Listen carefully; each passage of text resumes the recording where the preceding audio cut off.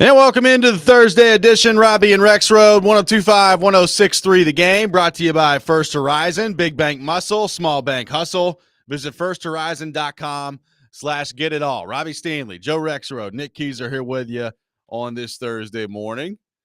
Been a heck of a night in the Middle Tennessee area. There have been tornado warnings, tornadoes, a lot of rain, storm lines still going, and Joe, right now, the next concern is some flooding that's happening here moving forward. I know that Richland Creek in the Belmead area, our friends at Nash Severe Weather put this out a few minutes ago, that Richland Creek near Belmead rapidly rising past flood stage, and we're still going to get a lot of rain for the remainder of today and potentially some rain for the rest of this week as well. So a lot of concerns with the storms at the moment. Rexrode, how we doing this morning? What's going on? Yeah, no doubt.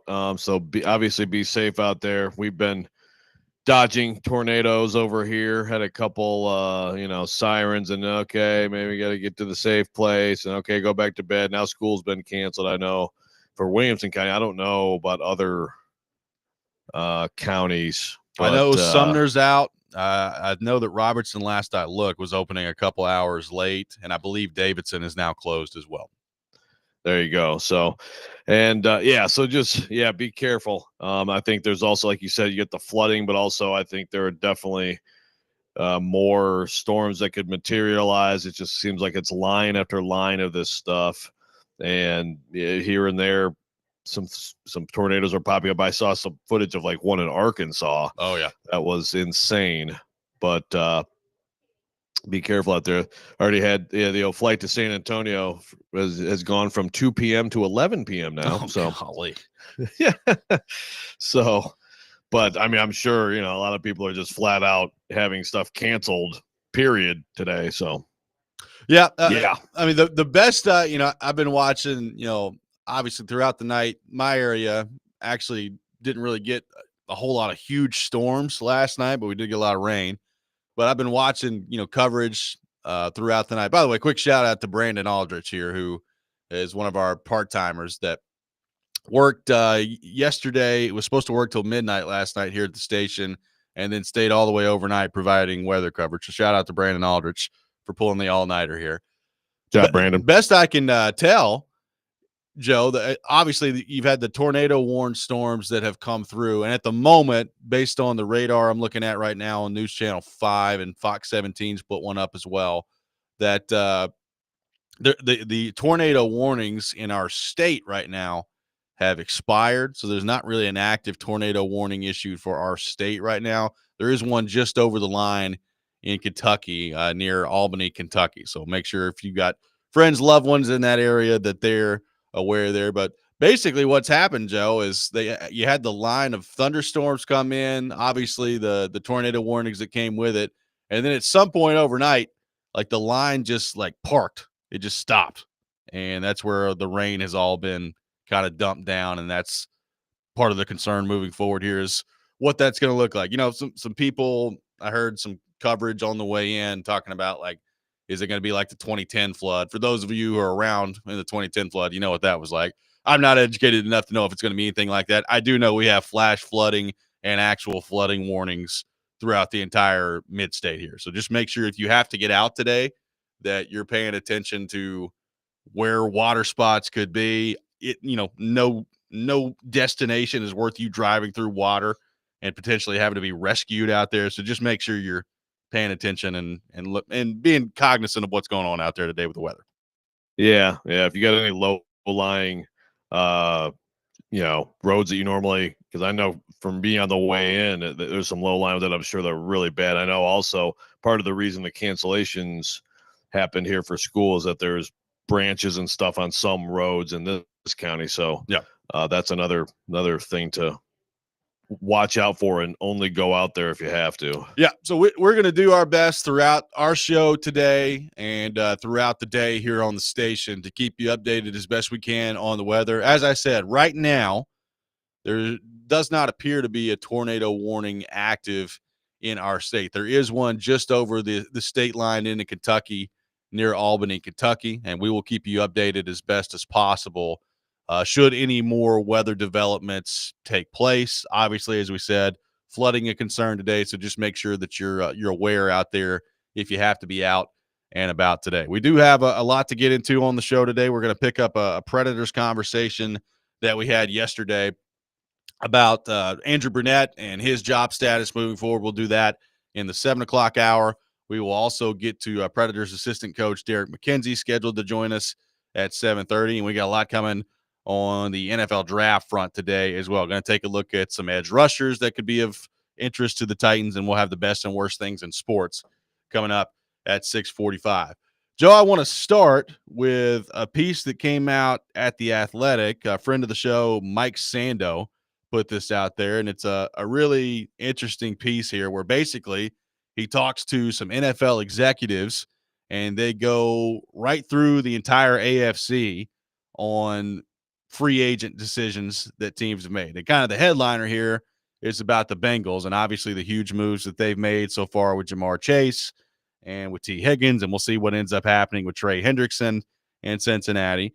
But you get down to Tennessee, and it was not necessarily as active as they were last year in free agency, but we'll see what the impact ends up being. Obviously, the headliner in free agency for the Titans, Joe, was Dan Moore, signing him with the big contract at left tackle, bringing him in and revamping that offensive line. J.C. Latham going over to the right.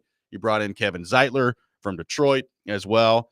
So one NFL executive had very interesting things to say about Dan Moore, the new Titans left tackle. This was from an anonymous executive in the NFL. Quote, "Would you rather play with Dan Moore or against him? I'm not sure. Same with the guy that KC got, talked about Jalen Moore. You can pay these guys starter money, but it doesn't mean that they're quality starters. You never want to address a need and still have a need." This is what an anonymous executive said about Dan Moore as the newest left tackle signing for the Tennessee Titans. So you've got not necessarily a ringing endorsement there of Dan Moore and the signing by the Titans. He then there's another executive that then goes to comment on the offensive line that says, Sando in this piece talks about the revamped offensive line with Zeitler coming in, Skoronski in year 3, Latham moving to right tackle. And this executive says, quote, "Which left to right is not terrible. You'd love to be getting Tunsil instead, but Tennessee not in a position where they can be giving up the draft capital that is required on that front." So that is the executive's thoughts on the job that the Titans have done at revamping their offensive line. So, Joe, specifically with Dan Moore, you got one NFL executive saying, well, you can pay him starter money. That doesn't necessarily mean that he's a quality starter. And would you rather play with Dan Moore or against him? I'm not so sure. So what do you make of those comments by an anonymous NFL executive on Dan Moore? Yeah, they're not the most favorable comments, that's for sure.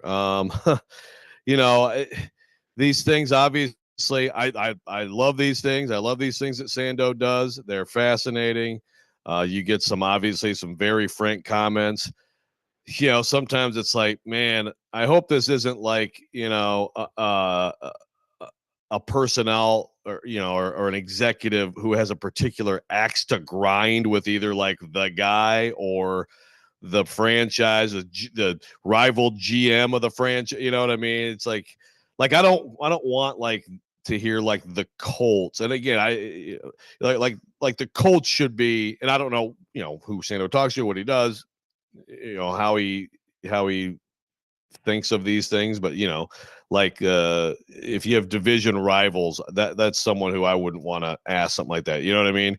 Because It's like, but then again, I mean, throughout this league, there's rivalries and things like that. And I think for the most part, you're just everything said there. I mean, it kind of matches up with performance, right? It matches up with the downside of the performance. You can spin Moore's play if you want to, and I've heard it spun pretty well in the last few weeks in terms of what he's done and what he hasn't done. But when it comes down to it, he has not been good. He's been pretty bad. They drafted to replace him. He got better last year. So yeah, like that's one of those things that you read that as a Titans fan and you can't feel great about the move. I still also think that it's still going to be, I think, an improvement because of shoring up. We think right tackle. I think right tackle, and probably not as disastrous, as it's been at left tackle. So I know that's like a ringing endorsement, but yeah, it's another reminder like that. This was a move that may have been the best possible move, but that doesn't mean it was a great move.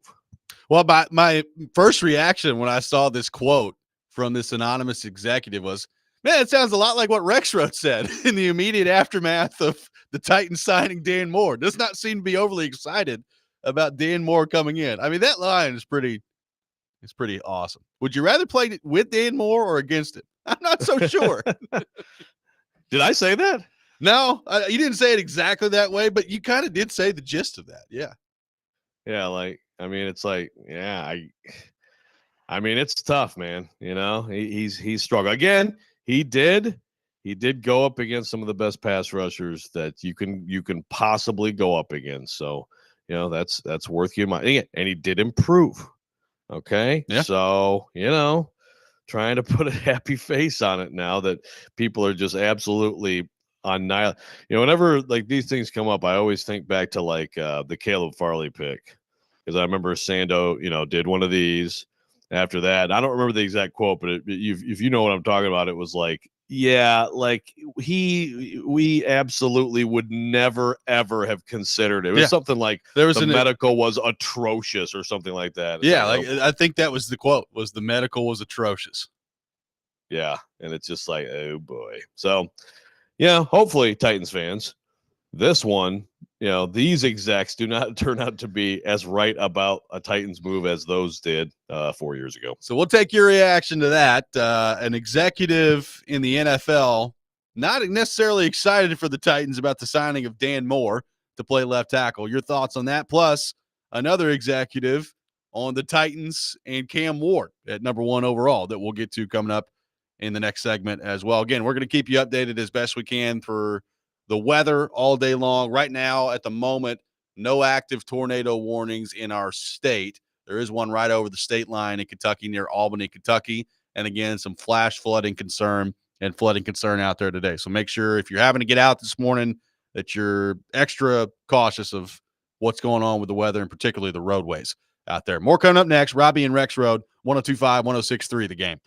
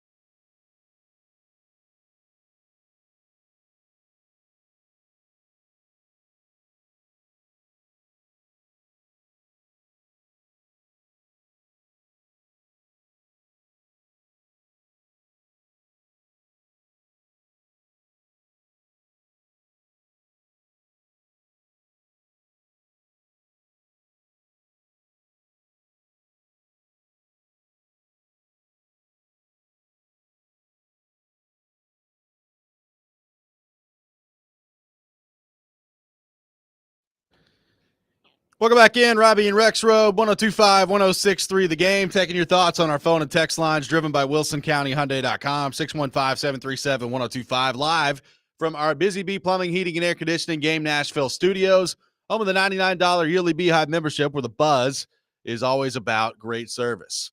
So we brought up this piece from Mike Sando at The Athletic, where he goes through the free agency periods by every AFC team and some executives comment on those decisions made by teams. For the Titans, one executive referring to Dan Moore, they're signing at left tackle, says, quote, "Would you rather play with Dan Moore or against him? I'm not sure. You can pay these guys starter money, but it doesn't mean they're quality starters. You never want to address a need and still have a need." So obviously at least one executive not a huge fan of what the Titans have done at left tackle here. Joe, another interesting comment from an executive in this piece by Sando as it relates to the Titans and the number one overall pick says, quote, "There's no way they're not picking Cam Ward. They're trying to drum up an extraordinary deal, but no one's going to give them that. They will take Cam Ward unless someone gives them something stupid." This from another executive around the league. So what do you make of that? Particularly, they're trying to drum up an extraordinary deal, and no one's going to give them that. And I guess my other question is this.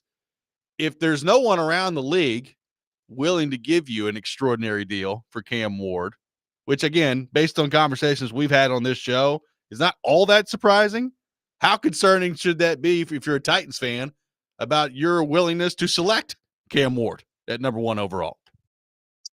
Yeah. Well, first of all, I think that quote from that executive, I couldn't have said it better. I think that's a perfect way to describe the situation. That is exactly it. It's we keep hearing. I keep hearing Schefter and Rappaport saying, "Oh, the Titans haven't decided. They're not. They're hoping someone gives them something stupid." That's exactly right. And yeah, they're not going to get it. I don't think they're going to get that. Yeah. Again, I'll keep the door cracked open in my mind on the idea that as the time leads into the draft, someone talks themselves into Cam Ward. He is absolutely who we have to have. It's worth it. Let's spend this draft capital and go get him. This is the year. Who knows next year? Who knows where we'll be? We could do it right now. It's possible, but it's very, very unlikely. It's like, again, 99%, whatever. Where am I at last? 99.1, 98.7, whatever. It's around there that they're going to pick. I think you Cam moved Ward. down. I think PK talked you into moving down to like 98.9 or something like 98.9. Yeah. Okay. Yeah. There you go. Yeah. Yeah. But yeah, of course. So if you're a Titans fan who has been screaming about Cam Ward all along, well, stick to your guns. You're going to get your way. But you also do need to look at this and kind of realize, I mean, this is going to be it's going to be sold as absolutely he was our guy. Whatever. We weren't. Well, why would we tell you that? We knew all along, but we're not going to say that. But that's not what it is. It's again, if you are willing to do what they're willing to do, then you aren't completely sold on the player. Going back to the Dan Moore stuff, Trevor texting in says, well, I guess we'll see how Arden Key fares against Dan Moore in camp. If he's cooking, and then whoever's at quarterback is screwed. Like, it really is a good litmus test. Like, if Arden Key is just giving it to Dan Moore in training camp, that may tell us something about what Dan Moore is going to look like. Certainly told us what Andre Dillard was going to look like at left tackle. Yeah. Arden Key is he's your barometer. He's your pass pro barometer. So because we know what Arden Key is. We know what he is now. So in addition to being a huge fan of Paul Kuharsk, Arden Key, we know what he is as a pass rusher. Paul Kuharsk's hostage. Yes, Arden Key. No, that's a good reason to keep him around. You keep him around so that you can judge your next left tackle and see if you have anything at all. Yeah, I mean, look, the exec talking about Cam Ward, he ends the quote by saying they're going to take Cam Ward unless somebody gives them something stupid. Is that deal coming? It's hard for me to imagine that based on, I guess, the general view of what this quarterback class seems to be. it's hard to imagine that. Now, again, all it takes is one. Like the Giants continue to be really interesting to me because I understand they've signed Wilson and Jameis. So I guess you've at least, if you're them, created a situation where you don't have to go get a quarterback. But I also look at their employment situation right now with their head coach and their general manager, and I say, all right, well, you've got Russell Wilson and Jameis Winston as your quarterback room. That's not necessarily inspiring in terms of what you're going to be able to pull off. Oh, by the way, in a division that also has the Washington Commanders with Jaden Daniels and the reigning Super Bowl champions in the Philadelphia Eagles. So you're already behind the 8 ball in your division anyway, and now you've got Russell Wilson and Jameis Winston as your quarterback. Like, so what is it going to take if you're Brian Daboll and Joe Shane for you to save your job this year? Like, are you going to have to make the playoffs with Russell Wilson or Jameis Winston? Because that seems like a tall task to me.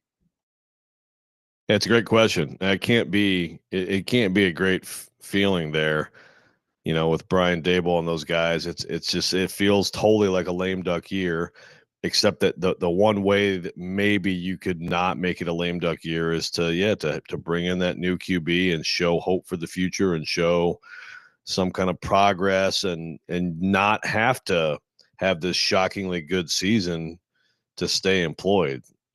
I don't see how it happens for those guys if they're going with the QB room they have now. So, yeah, I think there's got to be discussion, certainly among the people who who don't own the team, who Right. are employed, who are like.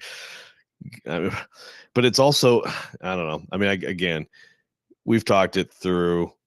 Like with Charles, I get it. They haven't paid a ton, so you could still do something. I still find it a bit strange the way they went about things, signing both of those guys, but it doesn't necessarily mean that they're out on this.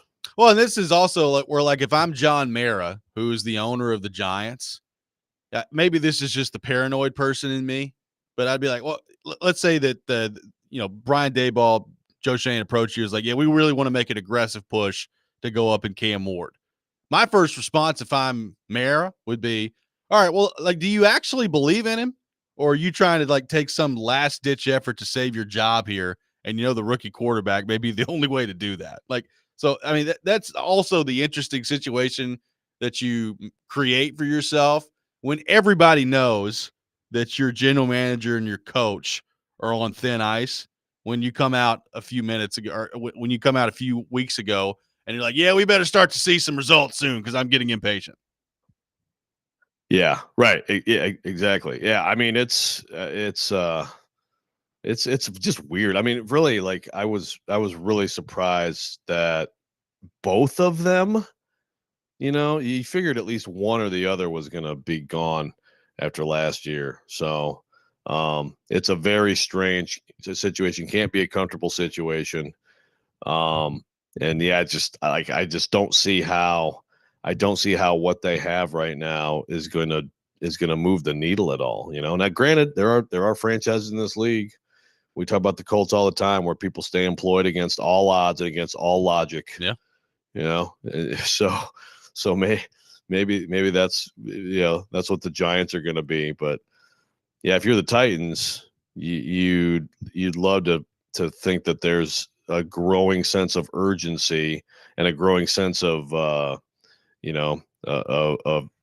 excitement about Cam Ward, to where they would, again, maybe you don't hope that. I don't know. I mean, I guess if you're the Titans, you probably have to be accepting of the fact that you're probably not going to get this deal, so you better get excited about Cam Ward. Yeah. So maybe they're past the point of hoping like this executive said, trying to drum up interest. You still keep the door open, but at some point, I guess it's like the stages of first pick grief. You get to acceptance. So we played the clip yesterday from Rossini about how if you're Cam Ward and you're trying to evaluate what the Titans are doing here, she's heard from people in the building that want to move out of the pick. Now, who are those people? What exactly is the role that they play? I don't know. We talked about that yesterday. It is an interesting point here from Ed. He says on the text line, Wondering if reports that not everyone in the Titans front office are convinced on Ward has to do with having the largest front office in the history of mankind. It's from Ed on the text line. It's like, well, they do have a lot of people in that front office. No, it's a great point because it really is. It does feel because of the experience of the two guys they brought. Like when Rand Carthon got here, okay, he brought in Chad Brinker. So it's kind of like an up and coming guy from Green Bay. Give him a shot. You can elevate. You've got the whatever those things, you've got the models and all this stuff. But in this case, you're talking about people who have done it at kind of a high level, kind of being recycled a little bit, and you've got Brinker. I mean, it is weird. I've never seen an NFL situation quite like this. With everything that's happened with Brinker, but then also now you bring in Borgonzi, and then you bring in those two guys. Yeah. And you have the coach. It's the whole thing is very strange. It's hard for me to believe when you think about that experience and you think about the different opinions and all that it's just going to be this, like everybody all on the same page all the time, Kumbaya. right? Yeah. Yeah. And again, I'm not saying like they're all fighting, but I agree with that. It's like there's a lot of people there who've have contacts around the league, have been doing this a long time, and two, probably have different opinions. So it really isn't surprising that one or two or however many people might be like, yeah, actually trading the pick would be better. I mean, you can look at this situation objectively from the outside and say, yeah, trading the pick would be better.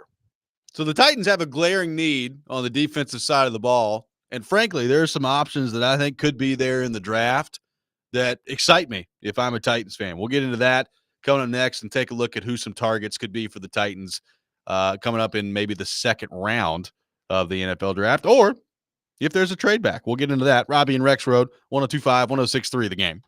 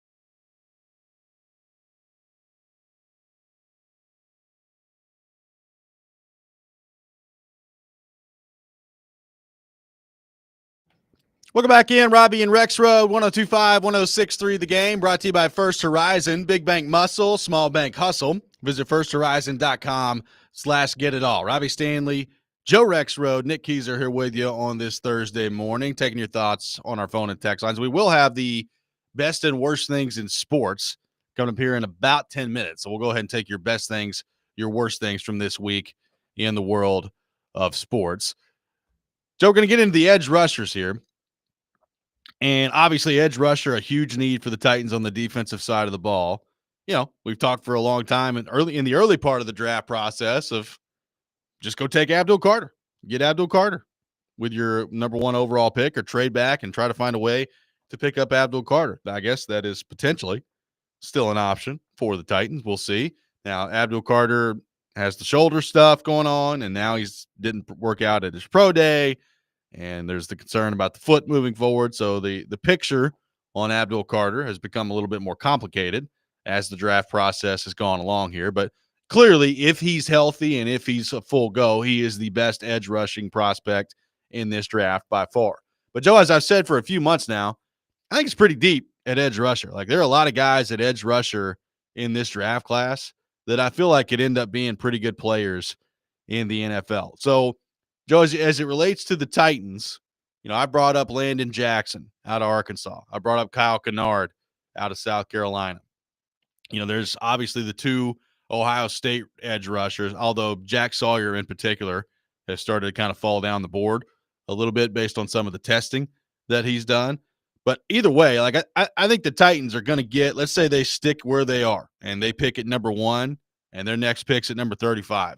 Like, I have no doubt, Joe, that pick number 35 is going to come around, and the Titans are going to have some intriguing options available to them as far as edge rusher is concerned at 35. And you know, we talked about receiver earlier this week too. That's certainly going to have to be in consideration. But are there any guys in particular that kind of stand out to you that you'd like to see the Titans target on the edge rushing front? First mute of the day for Rexrode. Well, it has a weird thing too, where now it gives you like I don't like that. It gives you a separate, you are muted, unmute. I like to just be able to go right to the thing and just hit mute. Yeah, quit changing things, Zoom. Yeah, please, come on, it's hard enough. Yeah, if they stick at 35, well, first of all, obviously there is this. I still find it amazing that this could happen, but you know, if James Pierce Jr. falls to 35, look, I just think that's too much talent. Again, based on the stuff that you hear, it's not the greatest, but it's not like, to me, you know, career threatening, or you know, it's not great, but it's not that bad. If he falls 35, he's like a top 15 to 20 player at 35. So I'd start there. You know, to me, at some point, someone's going to be like, yeah, he's just too good. Yeah, I'm sorry. I have to take this kid. You know, other people in that range, Donovan Iziroaku, if I said that correctly, out of BC, is a guy who, you know, is more of like and of course, the Titans have done all right at Boston College. Yep. And another guy right next to similar size, kind of like dimensions to a Landry.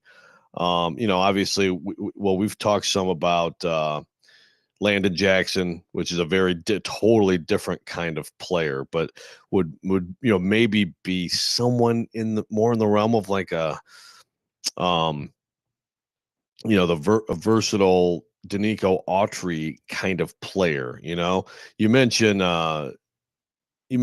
Jack Sawyer, but Tuiamalu from Ohio State, Yep. I like him a lot. I mean, you know, and I saw Field Yates did his latest mock up on him, and he said that there's probably maybe 1 or 2 guys in the entire draft that he feels better about being able to come in and be impactful immediately than him. Yeah, he's one of those interesting cases where it's like, I figured he would be in the NFL last year. He could have been, but you know, that's the feedback he got was, you know, you're not a first round pick, but man, he's going to make plays. That's all the guy does. Now, I think Jack Sawyer is good too. You know, so if you did the trade back thing, Like if Jack Sawyer really is falling, I think you could do a lot worse than that guy a little later, than where we're talking. We're talking about actually taking someone at 35. And I think, those are, I think, the main guys. Then you get into like, Scorton from Texas A&M. And Yeah. the whole thing with him is like measurables, amazing production out there. Jordan Birch from Oregon there's a lot of players. A lot of, and I do think, if you do move down to, I don't know what that means exactly, like how far. I mentioned Josiah Stewart from Michigan also, but if you move down, how far are you moving down? If you're, I mean, I think you're going to be able to get a good player at edge, a good player at edge, and a good player at receiver. Probably, I don't know. It seems to me like edge might be a little safer to go down and still feel good about who you're picking What do than you make? receiver. So we got this text earlier in the show before we started discussing edge rusher from Kelton, and he says was just thinking about the Titans and if they should go after Trey Hendrickson, it would feel a huge need. What are your thoughts on that? Like Hendrickson, to this point, has not been re-signed by Cincinnati. Now we'll see what ends up happening on that front and if he gets the big deal in Cincinnati. But obviously they've signed their wide receivers in Jamar Chase and T. Higgins. If Hendrickson ends up shaking loose at some point here, Joe, would that be something you would do at this stage if you're the Titans, given the fact that, number one, he has led the NFL in sacks over the last 2 years, but he is also 30 and will be 31 coming up in December. Based on where this roster is and the money that we think that he would command, would you be interested in that if you're the Titans? Interested, yes, because it's always in this league. It's always okay. What you are right now, you could be at the bottom right now. Yeah, you should be in the middle of the pack right away. You should always expect that. And so, if you have a one good off season at the bottom of the league, you should be able to get to the middle of the pack. So if you get to the middle of the pack that quickly, which happens all the time, happens every single year in this league, then why can't you take another step from there? And is he still going to be really good? Is he going to be a great player by then? Is he going to be a great player in 2 years and 3 years? If so, why not have a great player? It doesn't seem to match up. I get it. A lot of people would probably say that this is a bad team. Why are you paying so much for someone that's more of a move for a team that's in their window? But again, you need great football players. You ideally get them in the draft and you pay them rookie wages and you build that way. But I think any chance you have to add a great football player, you should be serious about doing it in this league. So I would say thumbs up. We'll have the best and worst things in sports coming up here in just a few minutes. We'll take your best and worst things on our text line driven by WilsonCountyHyundai.com. Do want to pass along, there is a tornado warning that has been issued for Lewis, Maury, Southwestern Williamson, and Hickman counties. So a new tornado warning as of a couple minutes ago that has been issued for Lewis, Maury, Williamson, and Hickman counties in Tennessee. So make sure you're aware of that if you're either at the house or if you're out and about this morning making your way into work. We do have some active tornado warnings here in the mid-state. So we'll keep you updated on that as best we can throughout the show here today. Robby and Rexrode, 102.5, 106.3, The Game.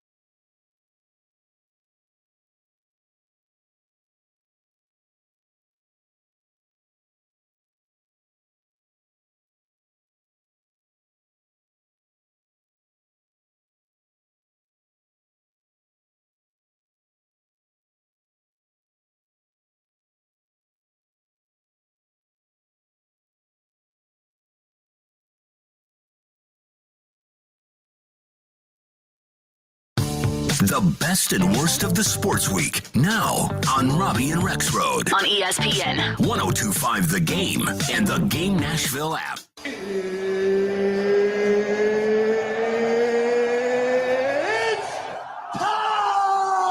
This is the worst. You look like you're feeling sorry for yourself. You believe in miracles? Yes!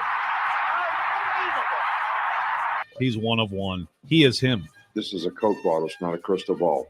When I woke up this morning, I was feeling pretty dangerous. Okay, let's go. It is that time of the week, time for the best and worst things in sports. We'll take your best things, your worst things on our text line driven by WilsonCountyHyundai.com. Joe Rexrode, kick us off with your best and worst things in the world of sports. Yeah, both of my things are things I've mentioned this week, but, it happens. My best is Steph Curry with a cool 52, 12 threes in a win at Memphis for the Golden State Warriors. Every once in a while, he just needs to be the best thing in sports because it's just, I don't miss an opportunity to watch this guy while he's still playing. And also don't look now at the Golden State Warriors, who moved up to the 5 seed and might be a little bit dangerous come the playoffs. I'm just saying, just a fair warning. My worst, I'm going to go back to yesterday's rant.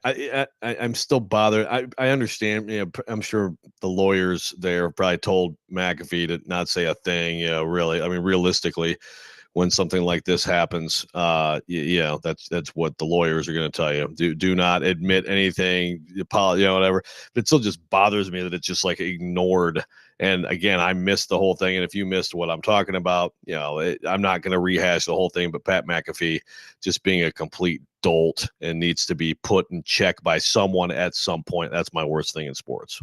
Nick Keiser, your best and worst things in the world of sports. Yeah, Robby, I don't know if you saw this, but it's a really cool story. I know I've watched a few videos about his journey so far and trying to come back, but Gabe Landeskog is really close to coming back. And I believe it was Eric Johnson yesterday who just got reacquired by the team at the trade deadline, says it's when, not if, he comes back this season. So that's a pretty cool sign. I mean, he had a massive injury back in the playoffs a few years ago, ended up finishing it out, and then now he's been on that journey back to, I guess, close to 100%, but pretty cool to see that. But my worst in sports this week also, just a quick mention, John Morant getting more attention for anything gun-related is just ridiculous. I mean, look, it's just got to stop, man. Like, it should be simple to him. Just stop with anything gun-related. Just come on now. Really? My best thing in sports is the St. Louis Blues. They've won 10 in a row. And it feels like this happens every year in the NHL where some team randomly just gets on fire toward the end of the year. Last year it was the Predators when they had, the 18-game point streak. The Blues are going nuts right now. They've beaten the Predators 3 times during this streak. It looked like the streak was coming to the end the other night against Detroit, and they tied it up in the final minute and then won it in overtime. So they've won 10 in a row. Like, I still don't know exactly how dangerous that they're going to be come playoff time. I guess we'll find out, but it looks like they're definitely going to make the playoffs, and the streak they're on right now is pretty incredible. So good job by Jim Montgomery, who was fired by the Bruins, and that's not really helped the Bruins. And he's come in and looks like he's going to be a good coach for St. Louis for a long time. So the St. Louis Blues, my best thing in sports. My worst thing in sports, I've got a combo, Joe. I'll start with the Atlanta Braves, who have started their baseball season 0-7. They are 0-7. Now, granted, right now they're playing the Dodgers, which almost shouldn't count this year in the MLB. The Dodgers are 8-0. They put together this ridiculous roster. There probably needs to be a salary cap in Major League Baseball, but that's a discussion for a different day. So I understand the Dodgers are an absolute machine, but they've started their season off as poorly as you could start it. Not only do you have the 0-7 record if you're the Braves, but Profar, the guy you went and signed this offseason, immediately gets popped for PEDs and is going to be out 80 games. So it's an absolute nightmare of a start to the season for the Atlanta Braves. And I also, unrelated to the John Morant stuff that Keiser brought up, I'll throw in the Grizzlies in general. They fired their coach. They've lost 3 games in a row since firing their coach, and they fired their coach right before the playoffs in the NBA. Like, it's one of the dumbest things I've ever seen. And look, I don't pretend to know the inner workings of what's going on with the Memphis Grizzlies. I have no idea if that coach was a total pain in the butt to be around, Taylor Jenkins. but I don't know if I've ever seen a team do this, Joe, like right in the middle of a playoff race, just fire their coach when the calendar's flipping to April. It's not going well for them. It's not. It's weird. It to me, you only do something like that if like something huge happens. Something huge behind the scenes, whether it's like an HR thing or just like I don't know, a fight between him and John Morant or something. You're like, okay, well, we can't carry on with this relationship, so we have to make a choice. And obviously, you're always going to choose, your star player. But it doesn't appear that anything like that happened. So very weird situation. And yeah, not going well. And by the way, the Blues kind of, what was it, about 6 years ago, a certain Blues team kind of got rolling here too. Hopefully this one, if they continue into the postseason, doesn't have a cheesy 80s song that we have to listen to a million times if they go on a run. You're not a huge Gloria fan? I mean, all due respect to Laura Branigan. I mean, she's better than Creed, but no. Why's Creed got to take shot? It's just an unnecessary shot right there. Well, that's my.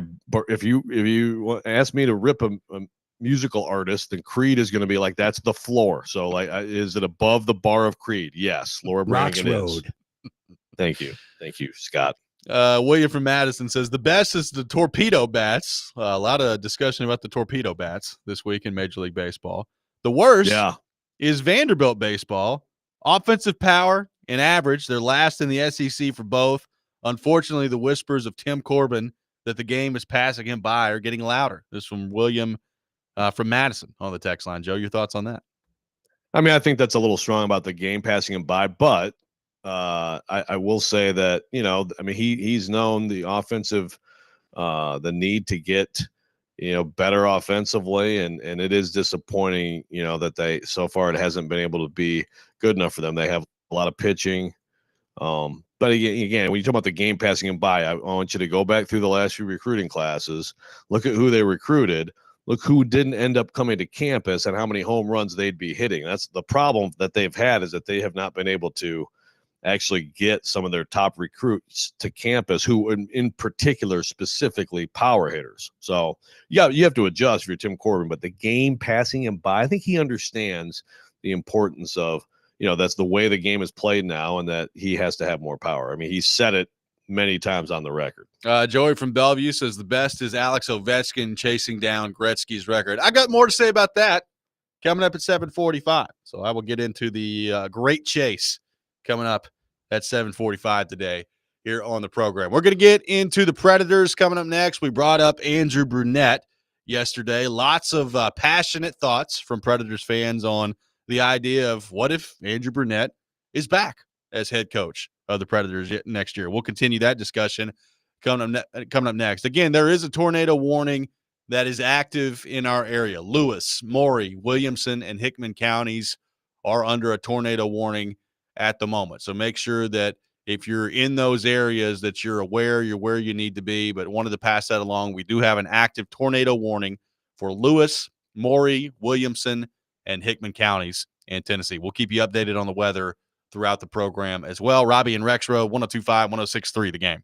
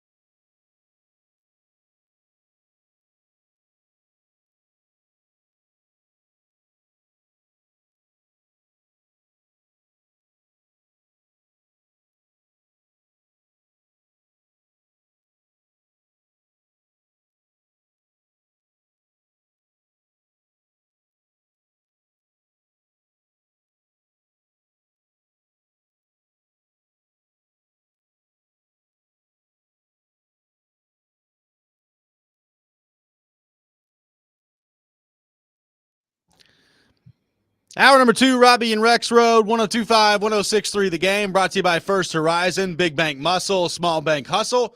Visit firsthorizon.com/get-it-all. Robby Stanley, Joe Rexrode, Nick Keys are here with you on this Thursday morning. It is rough out there today with the weather, so hope everybody's staying safe out there today. We've had tornado warnings that have rolled through our area. We've had some flooding concerns that will continue to be around throughout the rest of today and potentially throughout the rest of this week as well. So just make sure you keep an eye on what's going on with the weather and any potential developments as they happen. We will keep you updated as best we can here on the program today throughout the show. So, Joe, I'm looking, Fox 17's got their broadcast up right now. There was a tornado warning that was going through Lewis and Maury and southwestern Williamson County, and it's looking like that has now expired. So it looks like the tornado warning on that front has now expired. We'll keep you updated on the storm front, and obviously they're showing live shots on all the local news channels about the roadways out there, and just a lot of traffic, a lot of problems on the roadways this morning. So one of those situations where, frankly, if you don't absolutely have to be out, probably not a great idea to be out. So just keep that in mind today as you go about your day. 615-737-1025, our phone number. The Preds are back in action tonight, taking on the Dallas Stars. We'll have Derek McKenzie, Predators assistant coach, scheduled to join us at 7:30, coming up later this morning. We had a very interesting discussion yesterday, Joe, about Andrew Brunette and his future here with the Predators. And I just threw the question out there for Predators fans.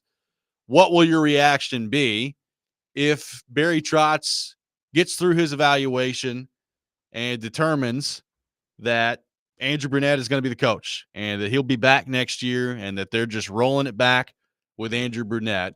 What's the reaction going to be? We heard from a lot of Predators fans yesterday, so we invite Predators fans to weigh in again here today. We'll pick up that conversation. So I think it's fair to say most people we heard from yesterday do not love that approach, don't love that idea of bringing Andrew Brunette back as head coach next season.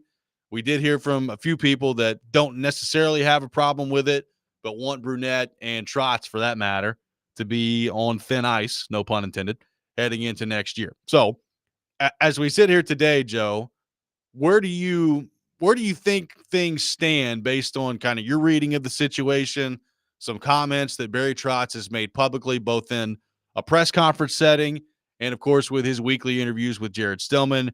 Where do you think things currently stand on the Andrew Brunette front as it relates to next year?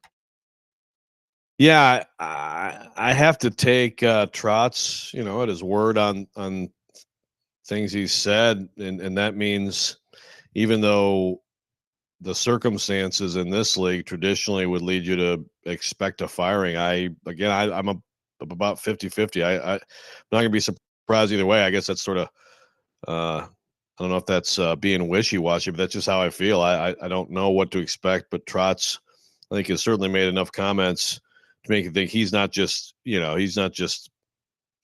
flippantly moving on, and it just seems like you said it yesterday. I mean, in a lot of cases, Brunette would have been gone already. So I think he's looking for reasons to keep him potentially, or he could even be resolved to keep him. I don't know.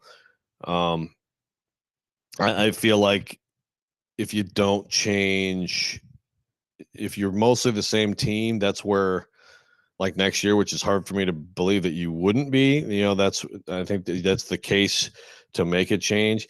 Trotz did a couple of years ago. That's a different situation. He had just come in for David Poyle, and so it wasn't his coach that he hired, but he sort of said some things in support of John Hines publicly, and then they sort of waited it out and really made Hines wait a while, and then finally made the move and went and got Brunette. So I mean, that I don't know if that necessarily applies to this situation. Yeah.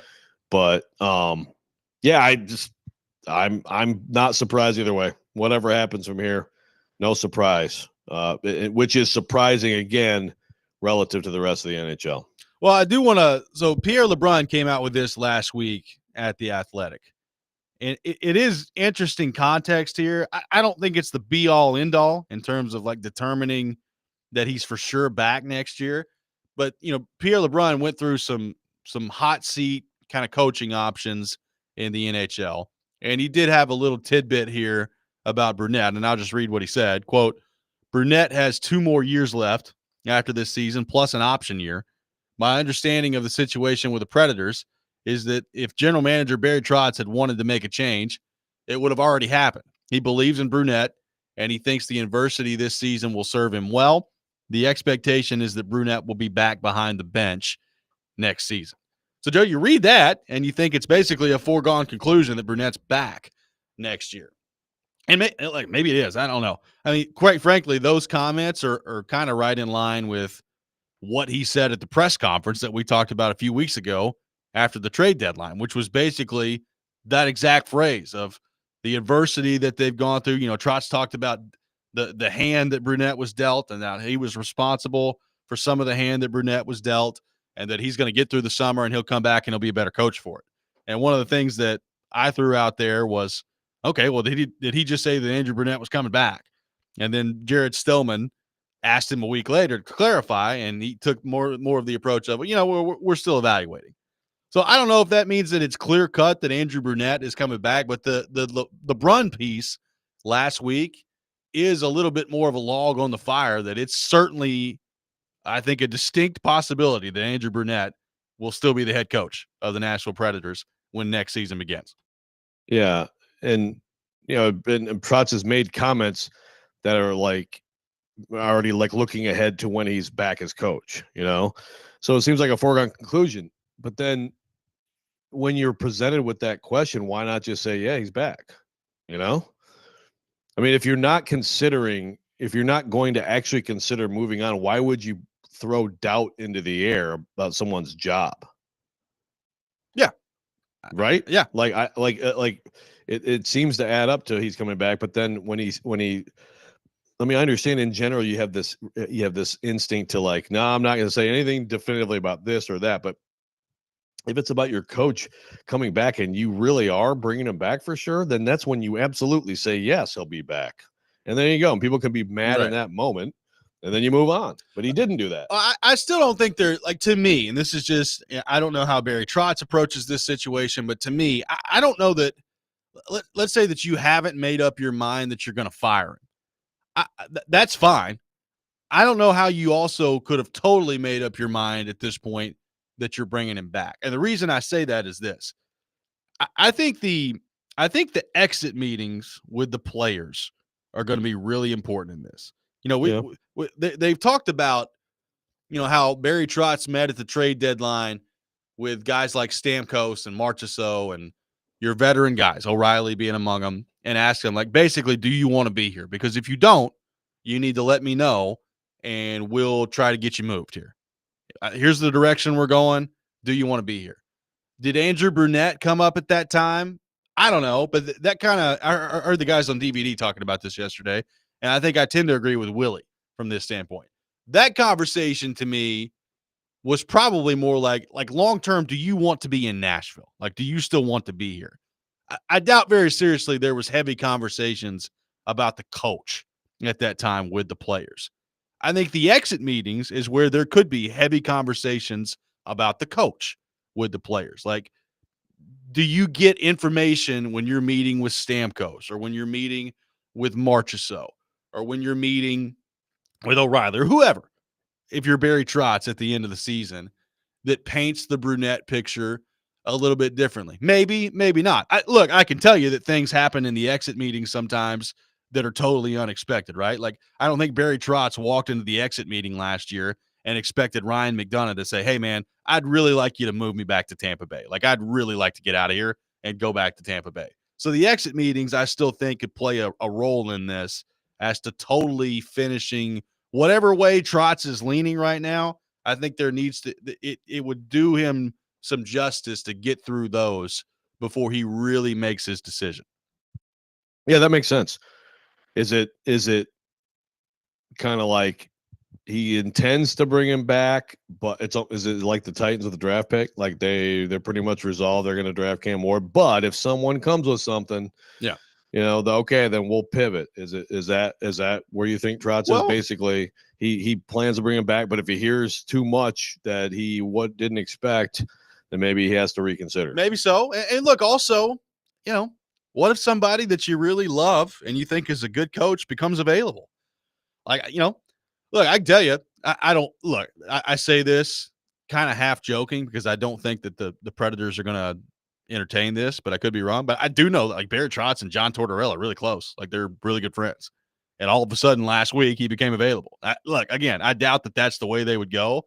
But I'm just saying, like, what if Pittsburgh at the end of the year fires Mike Sullivan and Barry Trotz looks around and says, you know what? I love Mike Sullivan. I think Mike Sullivan could be a great coach for this team. I'm going that way. Like somebody could become available that you feel like you might have to pounce on if you're Barry Trotz. So I think you have to leave the door open for all that. Yeah. And I think I'm sure, there are Preds fans. Look, I think a lot of Preds fans have wanted to see a change. And I understand that. And certainly if you're talking about a change to someone who's won at a very high level, like you just said earlier in the show, look at Montgomery, the guy can coach, guy can win. Yep. Seems like it's working out pretty well. These coaches inevitably these tenures end, and if you're good enough, they start somewhere else. So that's an interesting part of it too. Who might be available. Boy, Tortorella. Give me the Tortorella Stilly weekly if we can get that installed. I mean, inject that one in the I know veins. a lot of the media people, my friends here would probably disagree with me. I love Tortorella. I do. Every time I've I ever think done it'd with be Tortorella, awesome. It's been awesome. So he seems like a guy who is pretty fair and great quote. And then if you cross him, then he will absolutely, it will be a bazooka aimed at your head. Yeah. Right. But I mean, for the most part, pretty good. Yep, I would agree. 615-737-1025. Our phone number. More your thoughts to get to on Andrew Brunette coming up next. We'll do that. Predators assistant coach Derek McKenzie with us coming up at 7:30. Robby and Rexrode, 1025, 1063, The Game.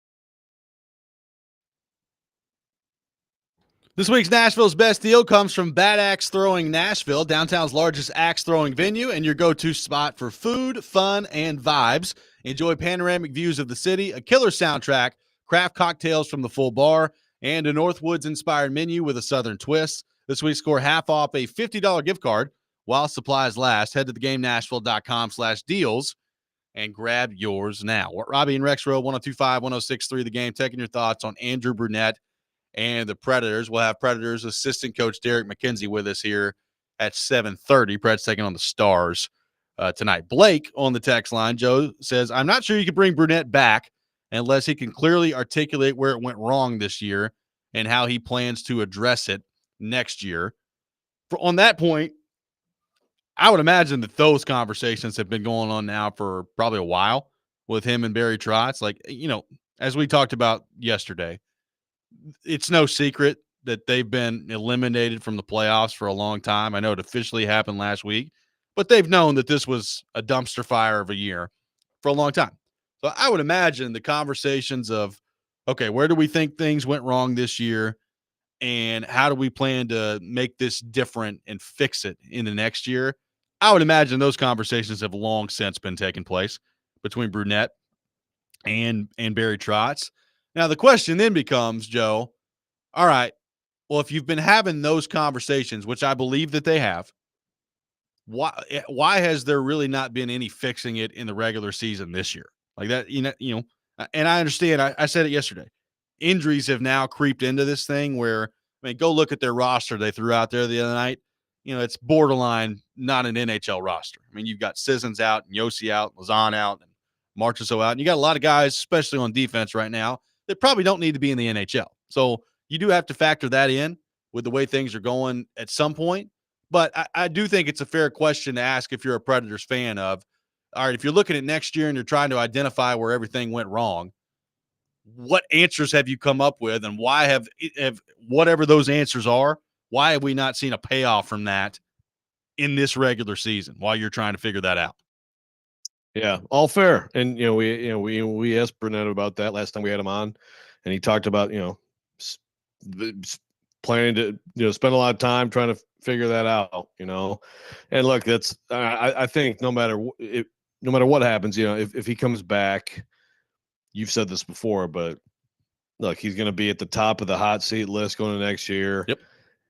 And I think it'd be beyond surprising, well beyond the norm of how people do business in this league if they have a bad start and then Trotz didn't make the move during the season. And if you believe that's the case, then that's where you make the case for, so what if one of those guys does come available, Right. Then wouldn't you be better off when you have that you can go after a guy like that?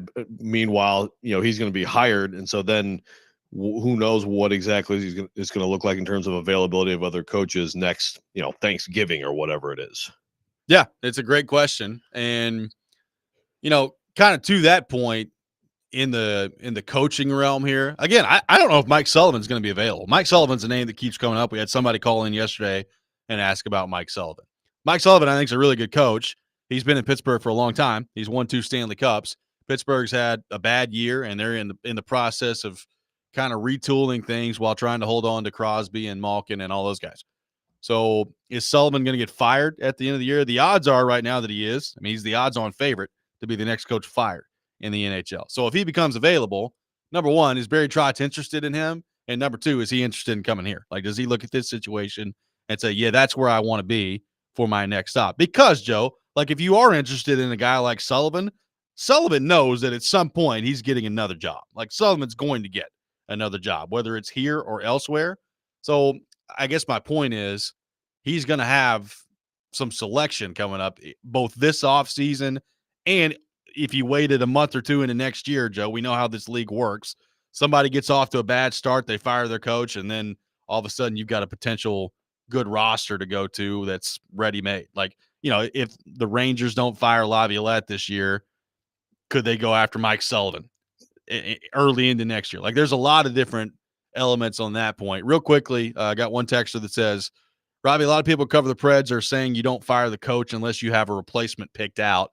It doesn't make sense to me if he isn't working to just get rid of him. Can you elaborate on that theory? I would say this, Joe. In general, I think if you're firing your coach, it's a good idea to have a pretty good plan in place before you do that. You don't necessarily have to have like the exact person identified every time, but like I don't think you just willy-nilly fire your coach and then say, oh, okay, so now we fired the coach. What do we do now? Like I think you've got to have a pretty good process in place there. Having said that, like I don't know that I'd necessarily worry about that with this situation, because if Barry Trotz gets to the point where he does fire Andrew Brunette, Joe, my guess is he's probably been considering and thinking about this for a long time and should have a plan in place at that point. Yeah, if you're in his job, if you're an athletic director in college, they always say you have your 5 people, have your list at all times. Yep. Be ready. So I'm sure he'll be prepared. 615-737-1025 is our phone number. Coming up next, we'll be joined by Predators assistant coach Derek McKenzie. We'll have the Rob rant coming up at 7:45. We will get back into the Titans and some NFL draft discussion coming up at 8 o'clock in the 8 o'clock hour. Robby and Rexrode, 102.5, 106.3 The Game.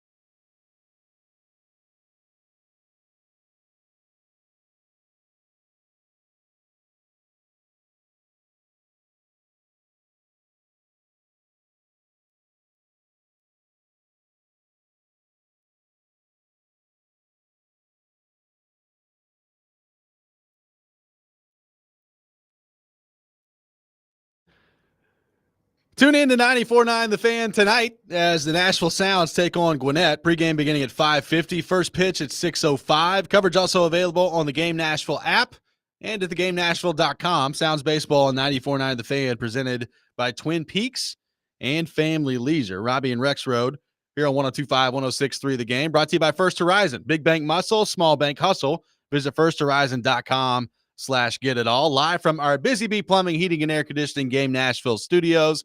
Home of the $99 yearly Beehive membership where the buzz is always about great service. Scheduled to be joined by Predators assistant coach Derek McKenzie. We'll hopefully get to him here in just a few minutes. Taking your thoughts in the meantime, 615-737-1025, our phone number. Joe, a quick other weather update to pass along here.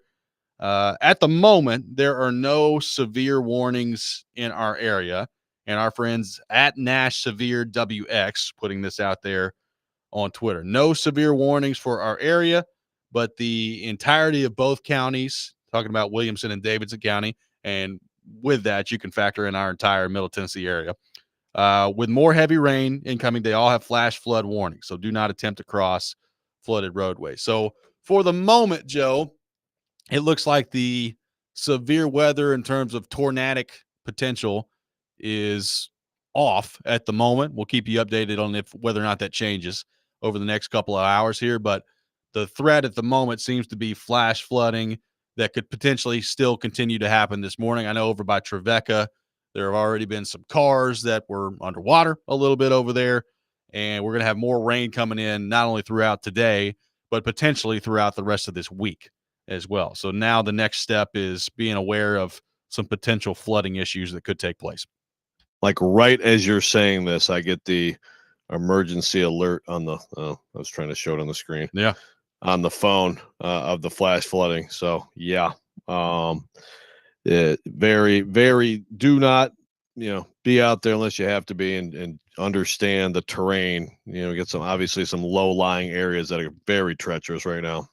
Well, and if you've been around here long enough, and again, I'm not comparing the situations because frankly, I'm not educated on this subject to know if it's even remotely close to going to be the same thing. But I do know that if you were here when the 2010 floods came around, like anytime you just get rain dumped on your area over and over again, like your mind kind of naturally starts to wander back to that point where it was just devastation around here. So just make sure you're aware of what's going on. I mean, we're under flash flood warnings right now, and we're under a flood watch for the next few days. And, flash floods and floods are not necessarily what you want to be dealing with out there. So just make sure you're aware. And as Joe said, I mean, there are some different areas around here that are more susceptible to flood. So just make sure you're aware of kind of where you're going and driving over the next few days here.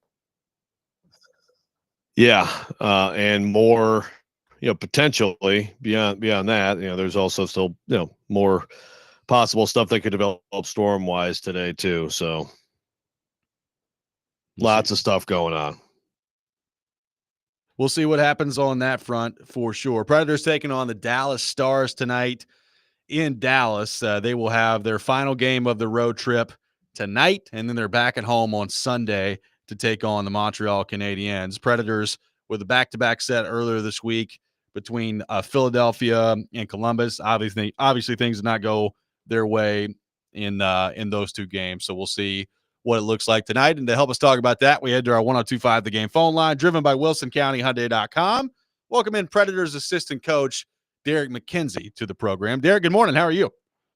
I'm good, man. How you guys doing? Doing great, man. Appreciate you taking time to be with us. So, Derek, it's been a heck of a schedule. I mean, we knew since the Four Nations break took place, everything was going to be condensed here, but you guys have been playing a lot of hockey, had a back-to-back earlier this week, and then immediately leave to go to Dallas. So what's it been like trying to navigate what has been an extraordinarily busy NHL schedule in the last part of the season here? Yeah, I mean, no excuses. It's been tough. I think, I've always said you look at the schedule at the start of the year, there's never been one I liked. I mean, this time of year, it just seems to, feel like it's every other night, which kind of has been. And, that's the part about being a pro, and, you have to kind of suck it up, and everyone's doing it this time of year. In saying that, it's not easy to do. Yeah. How is everyone sticking together at this point, Derek? And what are you looking for here from these guys as it winds down, other than obviously trying to win games? Yeah, I mean, I think that's what kind of, pulls you together. I think, like I said, you talk about it a lot. A lot of times you go into these situations and you're just playing for each other, right? You spend so much time with each other on the road or whatnot, and you become family, and you go through the ups and downs, and at the end of the day, when the puck drops in Dallas, you're playing for each other, and these guys have done that all year. I mean, it's never been for lack of effort. These guys, go into every game trying to win. It hasn't been easy. I mean, quite honestly, even going into Columbus the other night, I mean, it's a back-to-back with late night travel, and probably the score wasn't as fair as the game, was. These guys are battling. They were in a really desperate situation to try to get 2 points. It'll be no different against Dallas tonight. But I mean, going into these games, we're just trying to build. We're just trying to, look for some momentum or some character traits that, we can carry into next year. And I think a perfect example of that is, even Ryan O'Reilly doing what he did last game. I mean, that's why he's been in the league as long as he is. And that's why he's a leader. I mean, that for me is something that we can build on. I mean, sticking up for Phil the way he did just shows that regardless of the fact that we're not going to get into the playoffs, these guys care. Yeah, no hesitation from O'Reilly on that play at all. So, Derek, I want to ask you about Matthew Wood. I know you've not been around him, obviously, a ton to this point, but you're talking about a first-round pick, a big-body guy, and we know he's going to be joining your group here at some point coming up. So what do you make kind of his profile, and what are you kind of, I guess, most curious to learn about him at the NHL level over the next few days here? Well, yeah, I mean, you nailed it. Obviously, I don't know a ton about him from, that personal level. I think, I even look back to, I'm going to really date myself, but I remember a guy like Danny Heatley coming out of college as well, right? And I remember, being in the league and playing games, and then, he kind of comes in and you're like, well, where's he going to be at coming from college? I mean, it's such a different setting and obviously a completely different situation on the ice. And Danny just made like a seamless transition, and it kind of reminded, or you realize at that time just how talented some of these guys are, and not to put that pressure on him, but I think obviously some of these guys step out, and you can see that they're pretty special players. I mean, he's a high pick. I think, everyone's kind of curious and looking forward to seeing he's a very talented guy. I think it's a very good setting for him to come in here. I mean, there's not a ton of pressure from in a certain from a certain situation. I mean, there's guys that come out and you go sling straight into a playoff game, for instance. I think we're playing a great team. I don't know when he's actually going to get his first shift, but I'm looking forward to it. I'm happy for him. I mean, I know he's ecstatic, and I think he's going to, step in and do some great things. Where it plays out, we don't want to rush him. We want to give him some minutes, just have a look at him and let him grow, So, but sounds like a very talented guy who can shoot the puck. Looking forward to seeing him play. When a guy like that comes in, Derek, what do you look for from your veterans? Obviously, you're trying to support this kid. You're trying to get these guys, acclimated, and hope that in the future they're going to be key players. But also, like, is a little bit of a test too from the veterans? A little bit. Let's see if this kid's tough enough. Like, how do you want them to deal with this situation? Yeah, I don't think it's a case of like, is he tough enough? I think, that's probably what's changed for the better in the game a little bit, is that, I think there was times back in the day you get called up or you'd play a game and you get 2 minutes of ice, right? Or, it seemed like when there was an injury, regardless, you'd get called up and you'd play on the fourth line and guys would get bumped up. I think, nowadays in the NHL, you want to surround them and put him in situations where you think he can thrive. So, for instance, you're not going to call up a skilled guy and put him on the fourth line in the PK. I mean, if he's a power play guy and he's got a great shot, you'll probably put him in some situations where he can flourish. So again, not speaking out of turn, obviously, Coach Burnett, he's the guy that is obviously going to implement him in certain situations that he feels best. But I do think he's a guy that can score goals, can shoot pucks, and probably be surrounded with a couple guys that can get him the puck tonight. Derek, last thing for you here. I just want to get your thoughts on this as a guy who's played the game and as a guy who's played against this player. Ovechkin is chasing down Gretzky here for the all-time goals lead in the history of the NHL. He's going to get it at some point, whether it's this year or early in the next year. What do you make of what he's doing at his age and the significance of this record when he gets it for the sport? Well, I think, ultimately you watch kind of Wayne throughout this process, right? And I think in a lot of ways, I've always thought that and looked up to him. And as a Canadian, you just think, he's the greatest and he's the end all be all in a lot of ways. But more importantly, he's just been a class act ever since I've known him. And he's obviously been a role model for a lot of kids. I mean, my son probably wouldn't, gravitate to him like I would, but at the end of the day, I think throughout this whole process, he's been just outstanding about, basically cheering on Ovi and wanting to be a part of the process and saying, hey, it's just a record. And and so in saying that, I think you watch him and part of me is like, I don't want him to break it. You're a Canadian, yeah. But playing against Ovi and appreciating the competitor that he is and appreciating, everything he's done. And then quite frankly, a record that, maybe no one else will get to, like, it's just so impressive. And, he's always played the game the right way. He's always been hard to play against. It's not just been about scoring, even though he's so effective in that category. It's just, you got to tip your hat to him. You got to appreciate how he's taken care of himself over the years and how he's found different ways. The reality is when someone is that good, and I've had a pleasure of playing against them and took some minuses for sure. Every night he has to play against the toughest guys. Every night, no one wants to get scored on against him, and he still finds ways to do it. A guy like that who's, done it for so long and against the other team's best players, it's quite remarkable. And it's impressive. And listen, just been exciting and proud to be a part of that process. It's great for hockey. Well, Derek, really appreciate your time as always. Good luck tonight in Dallas, and we'll see you when you guys are back home this weekend. All right. Appreciate it, guys. Take care. Yes, sir. Predators assistant coach Derek McKenzie, our guest here on the program. We'll have the Rob rant coming up next. Get back into the Titans coming up in the 8 o'clock hour. All that ahead. Robby and Rexrode, 102.5, 106.3, The Game.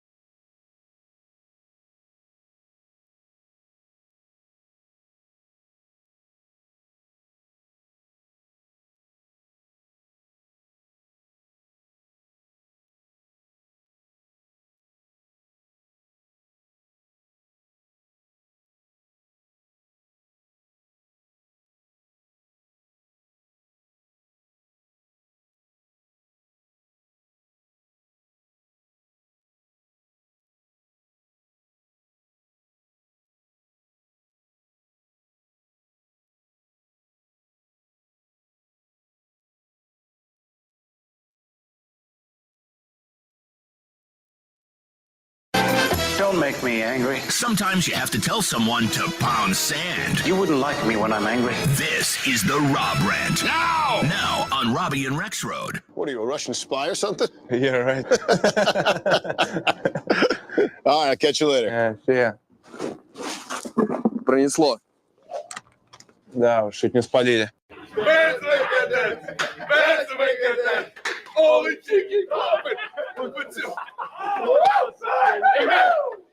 Before the year, I was saying, we're not going to be sunk this year. We're the Stanley Cup champions! Yeah! It is that time of the day. Time for the Rob Rant here on Robby and Rexrode. I forgot about that Ovechkin ESPN commercial where he was the Russian spy. That was pretty good. Yes, that was good. Pretty good stuff. So we just brought this up with Derek McKenzie, Joe, and I have a few thoughts on this. Number one, I'm not sure that the sporting world as a whole is giving the proper due to Alex Ovechkin and what he's about to accomplish here. Like, you know, they'll flash it up on ESPN for like 30 seconds when he scores a goal, and then people will move on. You know, I'm beyond hope of like all the talk shows and First Take and all this stuff, spending significant time talking about Alex Ovechkin in the NHL. So that part of it is what it is. But like, this is a pretty unbelievable accomplishment, what he's about to get done here. And he scored again last night. Ovechkin, as we sit here today, is 3 goals away from breaking Wayne Gretzky's all-time goals record. Now, he's at 892 goals in his career. Gretzky's at 894.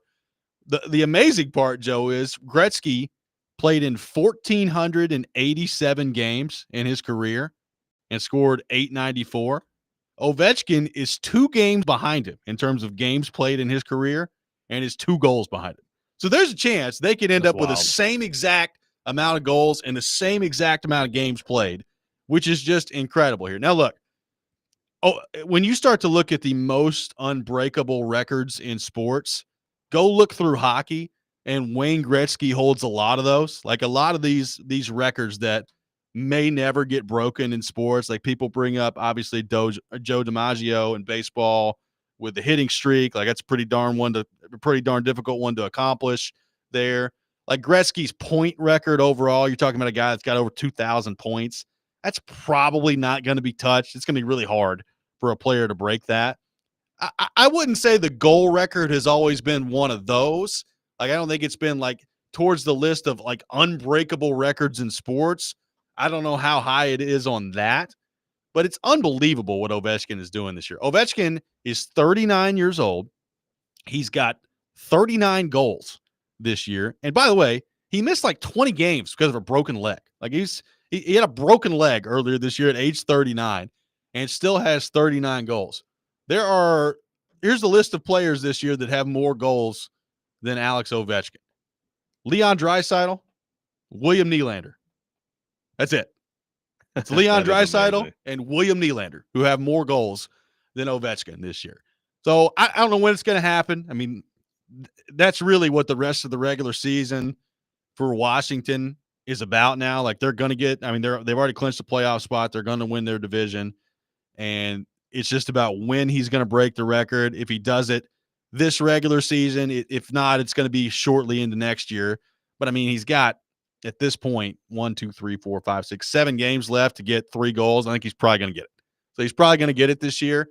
And I hope that as a general sports populace, we can just sit back and enjoy what is the greatest goal scorer, regardless of if he got the record or not. I would feel this way. He is the greatest goal scorer in the history of the National Hockey League, and it's incredible the year that he's having at age 39. He's going to end up with like 45 goals this year at age 39. Yeah, it's totally absurd, and that's exactly what he is. The only 2 things that come to mind, one is just that hockey doesn't get enough attention. You know, I mean, like this is one of those things that should be a larger thing. Sports in general, like you said, you know, some of the most unbreakable and insane records in sports. Also, I mean, look, obviously he's not the all-around player Gretzky was, you know. So, right. I mean, not that diminishes this record at all, but he's very different.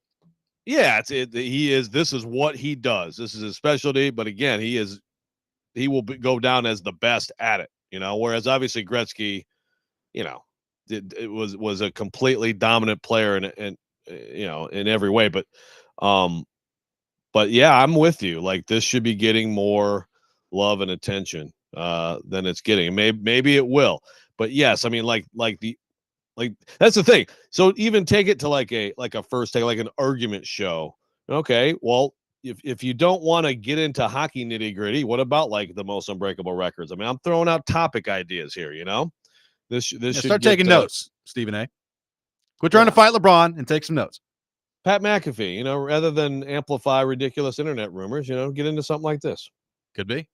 We'll see when he does it. Washington plays tomorrow in Chicago. So, I mean, given Chicago's defense, Lord, he might do it tomorrow. I mean, he might get a hat trick tomorrow and just break the record. We'll see what happens. They are at home on Sunday.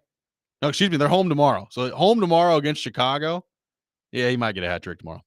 Wouldn't that be something? How about that? Oh, boy. Brandon says if Ovechkin was wearing a Lakers jersey, ESPN would be covering it 24/7. There's maybe something to that. Yeah. A lot of Lakers talk out there. Yep. No, I mean, it's totally fair. And it really is, like, it's insane. Like what you just said, I mean, I didn't realize that. I mean, he's third in the league in goals, having missed 20 games. Yeah. I mean, it's absurd. Pretty incredible. 615-737-1025 is our phone number. 615-737-1025. We'll get back into the Titans coming up next. We got some Cam Ward thoughts to get into later this hour. We also will revisit some comments from an NFL executive on what the Titans have done on their offensive line. We'll get into all that. Robby and Rexrode, 102.5, 106.3 The Game.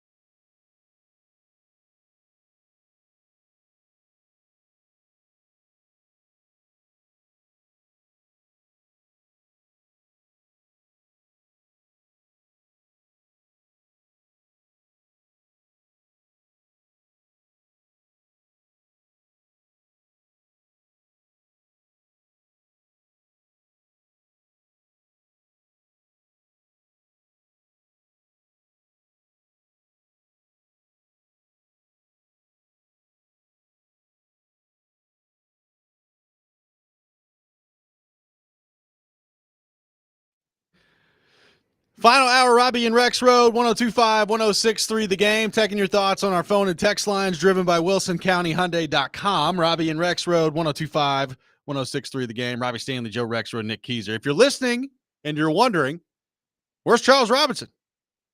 He joined us earlier this week on Tuesday. So if you missed that conversation, check it out. Robby and Rexrode, wherever you get your podcast. Charles will be back with us next Thursday at his regular time, but had some scheduling conflicts this week and had to go earlier this week with Charles. So we had that conversation on Tuesday. Joe, before we get back into the Titans and the offensive line conversation we were having earlier, Keyser, can you play that clip from Rappaport that you just played in the update there about Trey Hendrickson? I want to make sure I heard what I think I heard there, and then we'll respond to it. That deal has not come about. They have tried. Plenty of people have talked. There has been for sure interest. That trade has not happened yet, in part because the Bengals don't really want to trade him. They want to keep him. They want him to be happy. They want him to get a number he wants. They want him to play for them. The Bengals want, Joe, Trey Hendrickson to be happy, and they want him to get a number that he wants. Well, by God, if you want him to get a number that he wants, this thing should be done a long time ago. That's the dumbest update I think I've ever heard from Ian Rappaport. They want to make sure he gets the number that he wants. Well, that could have been done a long time ago. As long as it's also the number they want, and then it's fine. Yeah, a nice key part of that left out of there by Rappaport. How can we make the number you want be actually the number we want? They want to make sure. How can we make that happen, Trey? We'd love to make sure that he gets the number he wants. It's like, okay, well, what's he asking for? Give it to him. Oh, that's not what you want to do, huh? Cool. Great. I mean, what a stupid report that is. No, Kyle. This is the number you want. Jedi mind trick. I heard that in the update, and I looked at Nick. I said, can you bring that up? Like, I have to make sure I heard what I think I just heard. But that's on a roll, that's man. Par for the course for the Rappaports and the Schefters of the world. I guess that's part of doing business with the big dogs. Be careful, though. Don't rip them, because Billy from Bellevue's mad at me for ripping McAfee, because he does talk about hockey. So keep that in mind. That's McAfee talks about hockey. Yes. Measuring cheek size. That makes it okay. The other dumb crap he does. Not moving on, Billy. Shout out to Billy on the text line. So, Joe, we brought this up earlier. A nice piece. Very interesting piece at The Athletic from friend of the show, Mike Sando, who has gone through the different AFC teams and what they've done in free agency and has spoken with NFL executives about that. So some anonymous NFL executives going through each team in the AFC and kind of highlighting and commenting on different moves that were made on free agency. So I saw this come out yesterday and I thought, well, that's interesting. I wonder what they said about the Titans. And obviously, the chief signing for the Titans in free agency so far this offseason has been Dan Moore at the left tackle spot. A lot of money. He's getting paid $20 million a year, come in and play left tackle. And we've talked a lot about that contract and that decision to reshuffle the offensive line, have Dan Moore on the left side, moving Latham to the right. They went and got Kevin Zeitler after that, which I think most people would agree is a good move for the Titans. So on the Moore front specifically, here is what one NFL executive said about that move. Quote, would you rather play with Dan Moore or against him? I'm not sure. It's same with the guy in Kansas City got, Jalen Moore. You can pay these guys starter money, but it doesn't mean that they're quality starters. You never want to address a need and still have a need. This from one NFL executive on the Titans signing of Dan Moore. Some pretty harsh words there. Not necessarily a huge fan, this executive, of Dan Moore and what he brings to the table at left tackle for the Tennessee Titans. No, not at all. Is this a Steelers executive? Yeah. I want to know. It's always like, who is this saying this stuff? But it's not like it's totally out of bounds stuff either. It's Ryan really, Cowden? I don't know. Yeah, it's a good question. I don't know. After the Titans. Ryan Cowden, we need to focus. Ryan Cowden needs to focus on how he can help Nolensville football moving forward. That's true. Yeah, it's not like the stuff is terribly out of bounds given performance and other commentary on Dan Moore. There's a lot of totally fair skepticism, I'd say, with him, and you see it here again. So, I guess if you're a Titans fan, you almost hope that this is like, or the people are people who hate the Titans are rivals with the Titans, or they got some issue in the past with Mike Borgonzi or Chad Brinker or whatever, and that they're just spouting off because they just have a forum here to, not put their names on something and rip people. But I mean, look, it does kind of fall in line with what the guy has done in his career as a left tackle. Well, yeah, like I don't want to make this more than it is because, executives comment on things all the time in stories like this, Joe, and end up being wrong. So it's not like just because an executive says this means that it's going to work out very poorly for Dan Moore and the Titans here. But to your point, like you brought up similar ideas the day after they signed him here that we talked about with Dan Moore. And we have seen sometimes in the past, like he brought up the Caleb Farley example earlier, where in the immediate aftermath of the Titans drafting Caleb Farley, one of the executives around the league in a story like this talked about how the medical on Farley was atrocious and that they wouldn't draft him. And we spent a lot of time on this show talking about that. So again, I don't want to put too much weight into what some anonymous executive in the NFL says, but it is interesting, like, to hear that thought on Dan Moore of, I don't really know if you'd rather have that guy on your team or if you'd be playing against him. Rather have him playing against him. That's a interesting way to put it. Yeah. Hey, if I could, can you draft a player that you could just have as your constant opponent? Yeah. Like this could be my left tackle we face every week.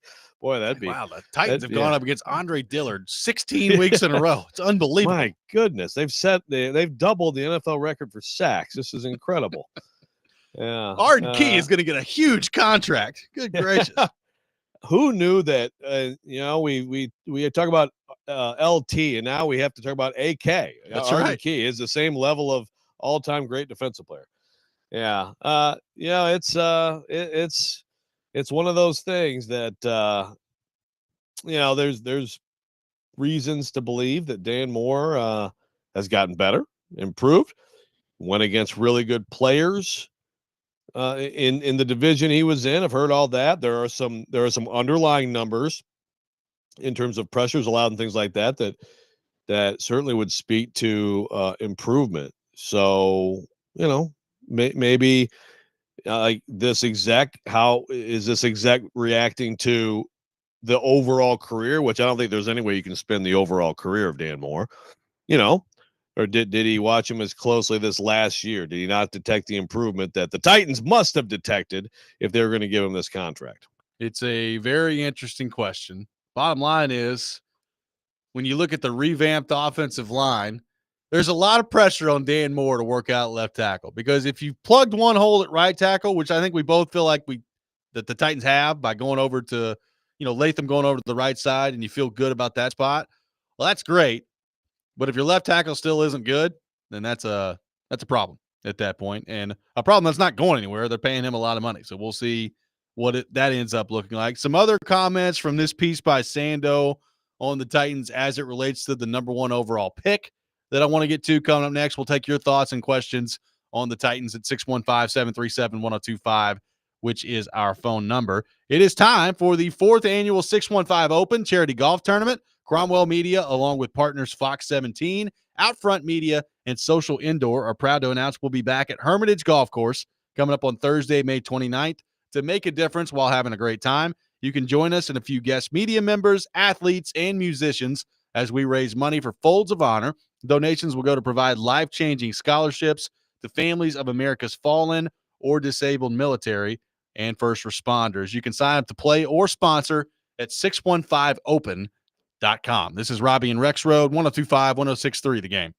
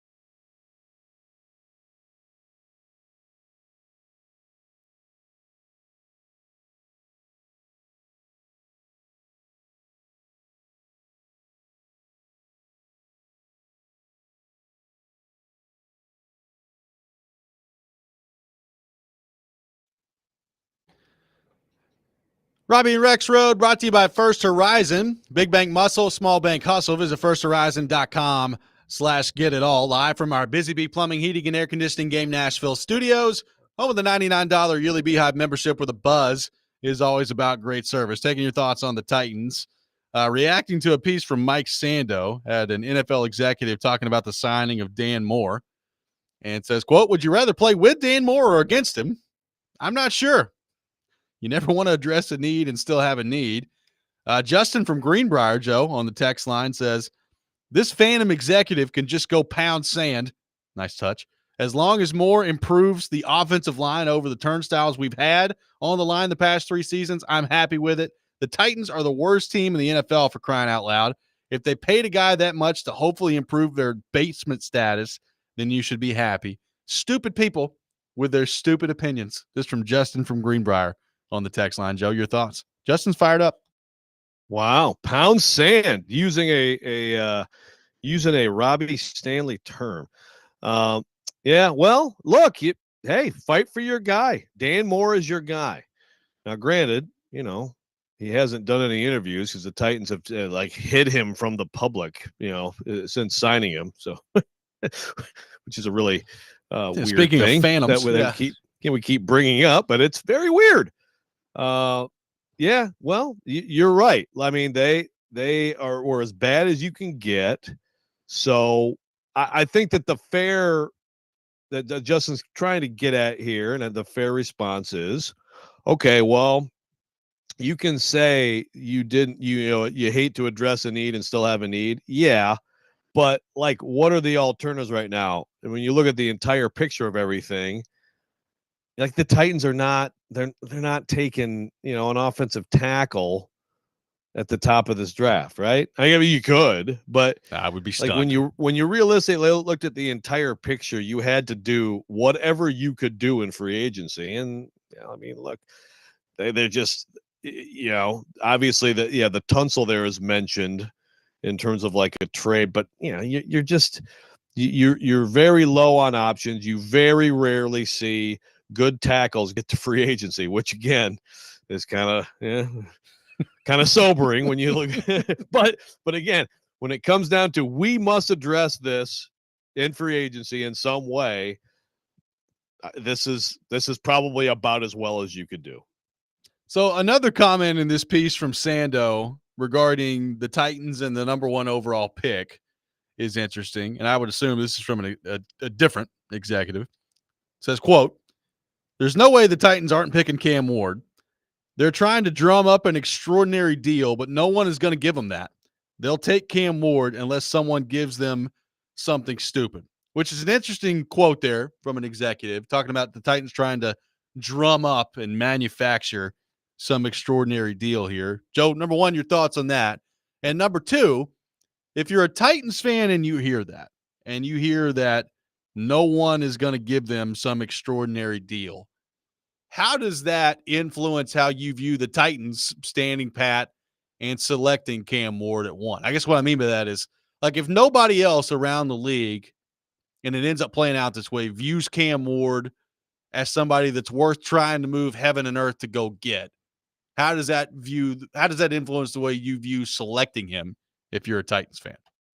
Yeah, it's a good question. First of all, that quote, I don't know that I could construct a better quote than that. I totally agree with that exec. Yeah, everything he said. They're going to take him. They're hoping there's some interest. Your buddy Rappaport will fire off another tweet at some point. The Titans, they're not decided, everybody. I think I'm team Jordan Schultz after that stupid report that Rappaport just had about the Bengals. Oh, I already have been. And then the last part of the quote, they're going to take Cam Ward unless someone gives us something stupid. Totally agree. And they won't get it, and they'll take him. So how should you feel as a Titans fan? You should feel how the Titans do. You know what? Which is, God, I hope this guy's good. Because that's what they're going to say after they pick him is, of course, that all roads led to this, and this was a consensus, and that everybody agreed, and this is the guy, and he's the number 1 player in the draft. And that's what you say. That's what they're going to say to some degree. Yeah, that's roughly what they're going to say. That's what every team does. But you look at the whole thing, and it's clear that that's not the case. And so you're just you're gonna you're gonna be just like the Titans. Hope like hell that he puts it all together. He's got a lot of talent. He could do it for sure. Way lesser prospects than him have become stars in this league. Way higher ranked prospects than him have been complete flops. So we'll find out. Are you on the trade front? I guess I'm thinking it like to move up to number 1 overall. Do those deals ever really happen like on draft day? Like when you're moving up to the number 1 pick? Like I feel like the Titans moving out of 1 with the Rams happened well in advance. It did. That one, yeah, that one happened well in advance for sure. When did the I think Carolina and Chicago happened well in advance of the draft. Yeah. But was it not like the week of? I could be wrong about that. It was in March. It was March the 10th. Oh, okay. So you're March talking 10th. about a month and a half before the draft. Okay. Now, so again, I was close. Week of, or 7 weeks before. I was well, right in the ballpark. Just because it's been that way in 2 recent examples doesn't mean it has to be that way every time. But I guess that is kind of eye-opening a little bit, Joe, of like if there's going to be a move up to number 1 overall, like it seems to me like teams that want to do that, they want to get in there early and make sure that they're ready to move up and go get their guy at that point. Yeah, no, I mean, I think it's like the process they talk about, right? This whole we're going to be disciplined, and then then as soon as we get to the certain point, then we'll all come together, and it's like, okay, let's put it all on the table. Who is it? And now we can start talking about this stuff. I almost feel like it's also when you get to that point is when you also either, okay, are we going to try to make this move, or okay, then boom, here's our board. This is what we're doing. Now draft day trades happen, of course, but yeah, I'd love to know that the latest we've seen trades for like the top overall pick, because it's such a big move. It requires such an investment. And again, like both sides of it are like one side giving up so much and going up there, and then the other side, it's like, man, do you want to give up that top pick? It's a really interesting thing. So I feel like once you get to the point of, I guess what they're saying is like next week, right? If it doesn't happen right around then, why would we think that all of a sudden it's going to happen like the day before or on draft day? It's hard. It's hard to get there. It's hard to buy it. It's hard to buy it. Like, yeah, it's new. I mean, I guess if you're like the Giants or somebody, could you, in theory, hold out your best possible offer until the very last second? I guess. But like to me, like if you're wanting to ensure, like if you're motivated enough to move up to number 1 at some point, then wouldn't you be motivated to get it done to make sure you have that guy that you're looking for? Like I kind of feel like if there's not a deal here pretty soon in the next few days and into next week, then the Titans are just going to be at number 1. Yeah, and if you're the Titans and that were the case, all of a sudden they come with like this totally different offer, I'd also be like, dude, if you told me this 2 weeks ago, we would have been prepared for all the things now we have to adjust to in the draft. But why you couldn't have called me, on April 2nd, right? April 3rd, told me this. Why all of a sudden? Yeah. So unfortunately, as much as we want to help the NFL and push hard on the idea that there could be some drama here with this thing, that's I would like someone to do that. I'd like to actually deputize Stilly and say, Stilly, I know you're hate listening right now. Go out and find us all the number 1 pick trades and when the dates were. Do that research. How about this? So Vengen say it on your show, and we'll take that segment. Vengen just sent me this on this was from March 17th, so St. Patty's Day, a couple of weeks ago, that Schefter put out there. It says, so far there have been no trades involving first-round picks in the 2025 NFL Draft. This is the closest to the start of the draft in which there have been no trades for a first-round pick since 1993, when 5 days before that year's draft, the Chiefs traded a first-round pick to the 49ers in exchange for Joe Montana. How about that? Wow. So we're already deep into the process here, and that's not just, specifically referring to number 1 picks. That's referring to no first-round trades in general. what does it mean?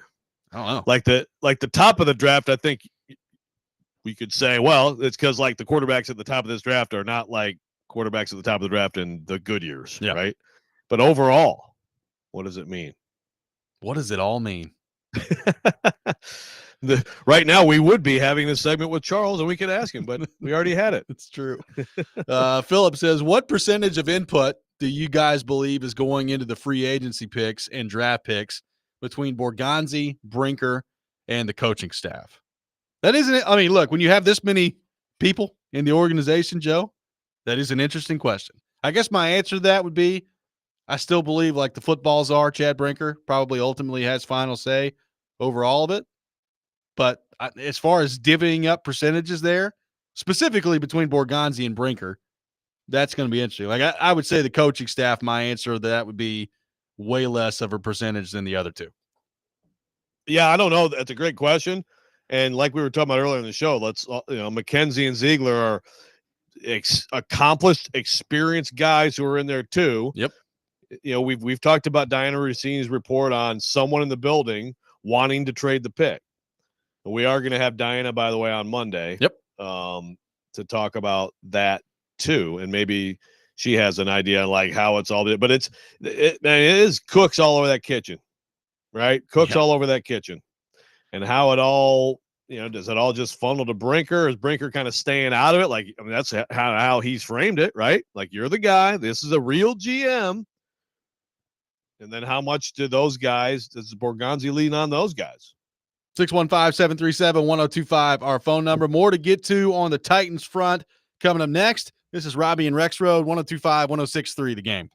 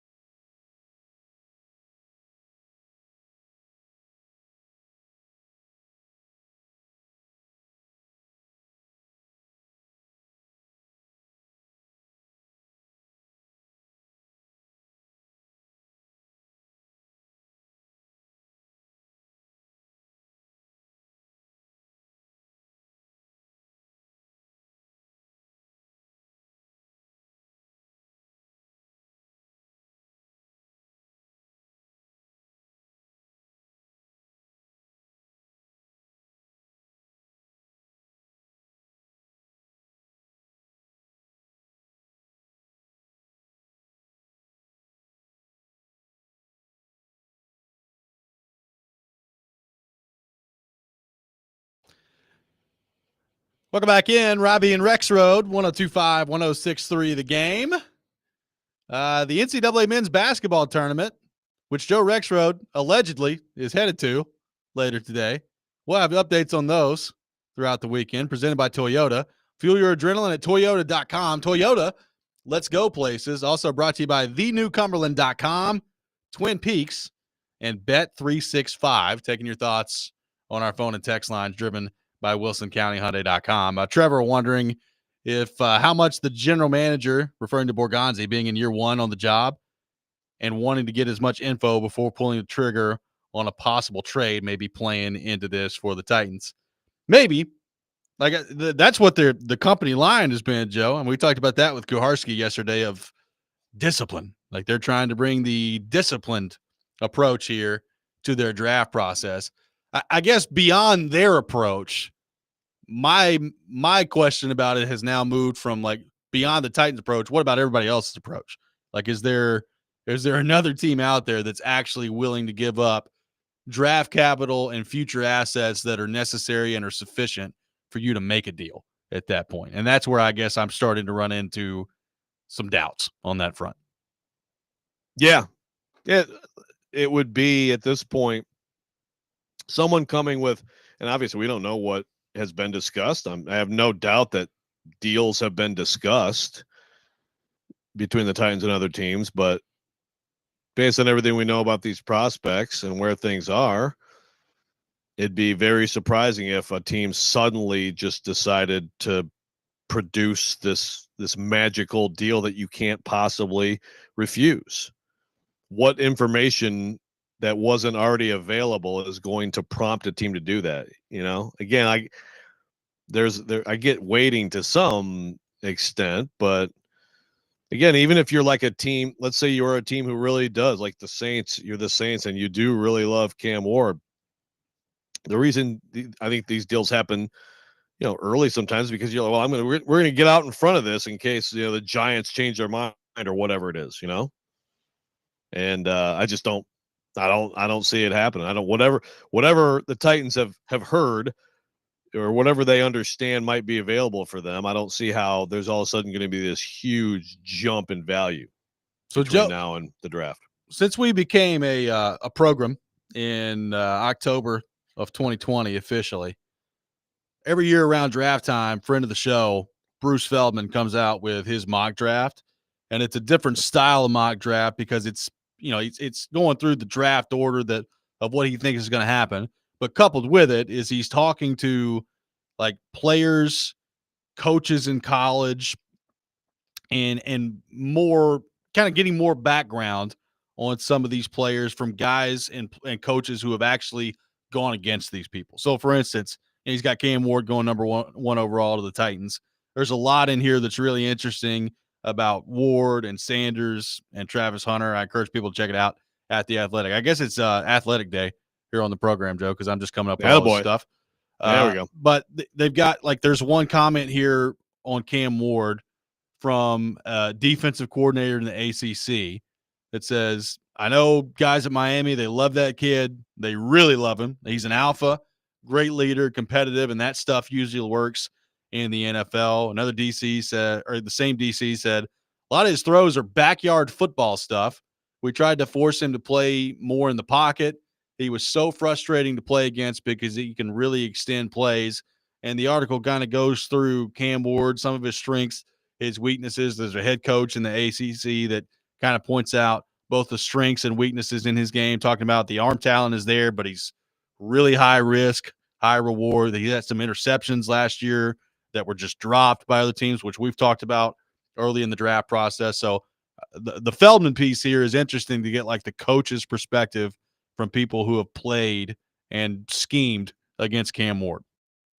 Yeah, and Bruce, proud Miami alum that he is, but he's got I think he's a believer in Cam Ward, and he's definitely a guy who's very plugged in at Miami.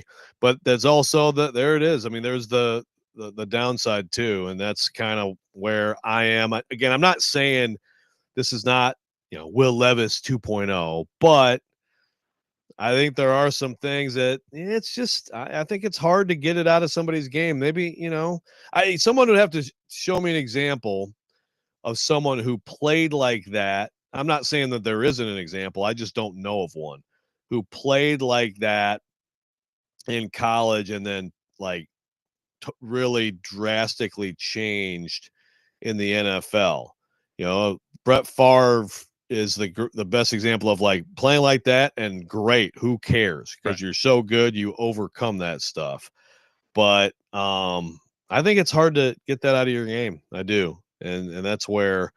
And then I just think that he makes incredible throws, but that he misses too many gimmies. You can't miss some of the throws that he misses. And honestly, pro day is what it is, but like there were a few throws where it's like, man, this is your pro day. Like this is like absolutely the easiest conditions you can possibly have, and he missed a little bit here or there with some of them. I that all that stuff matters to me. Yeah.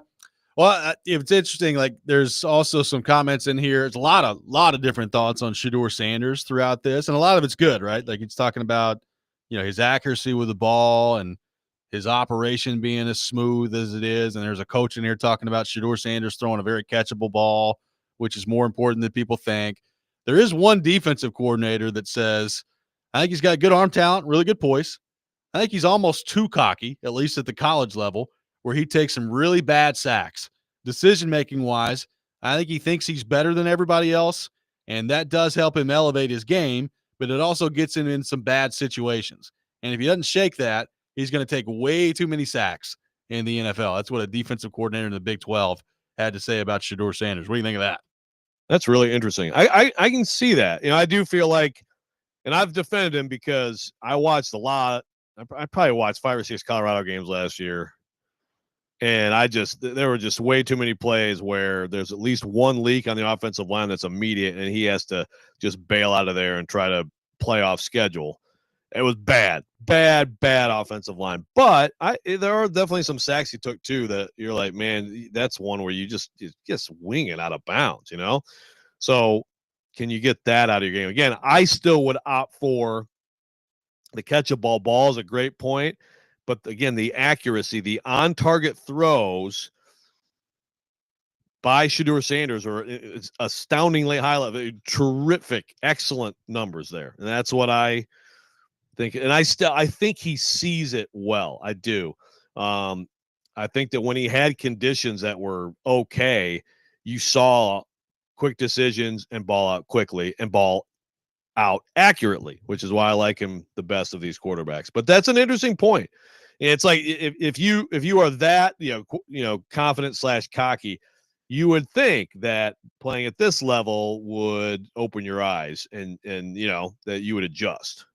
You would think. We'll find out. 615-737-1025. Our phone number, 615-737-1025. Preds Pick to Click coming up next. Be the first caller at 615-737-1025. If you guess a goal scorer for the Predators in their game tonight against the Stars, you win a pair of tickets to a future Nashville Predators home game. We'll do that coming up next. Wrap up the show with some more thoughts on the Titans front as well. This Saturday, don't miss Nashville Super Speedway's pre-race concert contest. Nashville's next rising star at Dierks Bentley's Whiskey Row from 1 to 5. Contest will be emceed by 1025 The Game's Big Joe and special guest DJ Mojo. Will keep the crowd hyped up all afternoon. For more details, visit thegamenashville.com/events. This is Robby and Rexrode, 1025, 1063 The Game.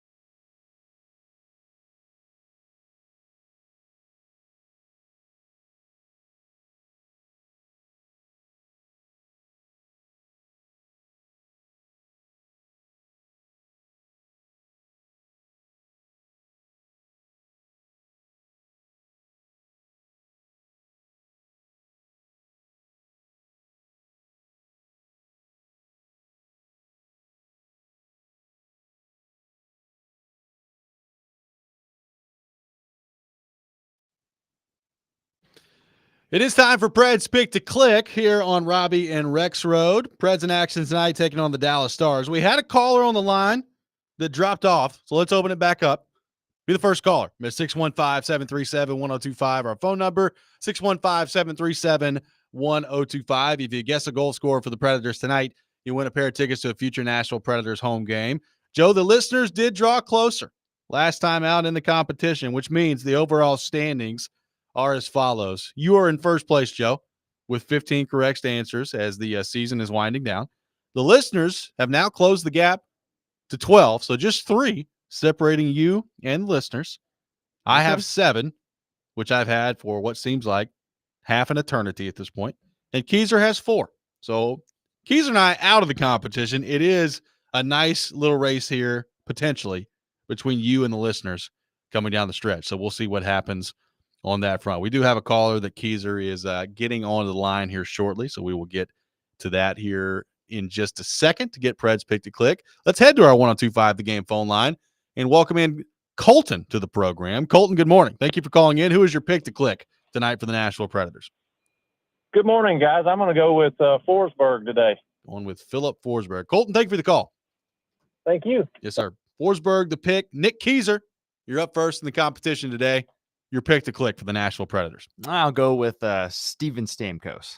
Going with number 91, Steven Stamkos. Forsberg, Stamkos off the board. Rexrode, your pick to click. You know, I'd like the listener to have a shot. So I think there are 4 opportunities, including actually after this one, I think there are 4 opportunities. So let me go with Bellows again until Bellows scores. Going with Kiefer Bellows, the selection. Give me Michael Bunting. I will take Michael Bunting in the competition for Pred's Pick to Click. Forsberg, Killer bees. That's right. Forsberg, Stamkos, Bellows, Bunting. The picks to click here for the Nashville Predators as they take on the Dallas Stars tonight, which, oh boy. Hopefully it goes a little better than we saw the other night. I have no idea, by the way, if Matthew Wood is going to play tonight or not. Trotz was on with Stillman a couple of days ago, and he said he feels like Wood's going to join the team today. And he also said that they want to get him some practices in. So I guess my initial guess is that Wood will probably play on Sunday against Montreal after they get a practice in. But we'll see. We'll see if Wood gets in there tonight. I thought Derek McKenzie sort of confirmed he was playing. You know, he said I don't know when that first shift will be, and I don't know if he's referring to tonight or Sunday. I don't know. At one point later in the interview, he said, you know, we'd try to put him with some people, you know, help him get some, get the puck tonight. I'm pretty sure he said tonight. You know, so if he does play, then we actually did scoop everybody on that. Well, that's true. Well, I guess we'll find out. Tune in the pregame show at 6:00 tonight, and I'll potentially have an answer for you. There you go. So we'll see what happens on that front. Joe, as we wrap up today's edition of the show, you know, it's been interesting to go through the process here today and listen to some of the texts we've got about the potential idea of trading. Like, people keep throwing the Giants out as the trade partner for the Titans. Like, if you're a Titans fan that wants to see a trade and the team move back, the Giants are the name that keeps coming up. And I understand it. I keep going back to, if I'm John Mara, the owner of the Giants, and you've gone out, you've signed Russell Wilson, you've signed Jameis Winston. Again, we've talked about the money. The money doesn't necessarily preclude you from making a move there. But one of the things I'd be asking about if I'm talking with Brian Daboll and Joe Shane, their general manager, throughout this process. All right, do you actually love Cam Ward? Like, do you think Cam Ward is legitimate and is the answer that we've been looking for at quarterback? Or are you trying to save your job? Like, I don't know how much of an honest answer you're going to get on that, but that's always what would be in kind of the back of my mind if I'm Mara in this situation, which, by the way, he's partially created by keeping them on, and then shortly after making the decision to keep them on, talking about in public with the media of, yeah, well, things better change around here in a hurry because I'm starting to get impatient. So everybody knows that their jobs are on the line this year.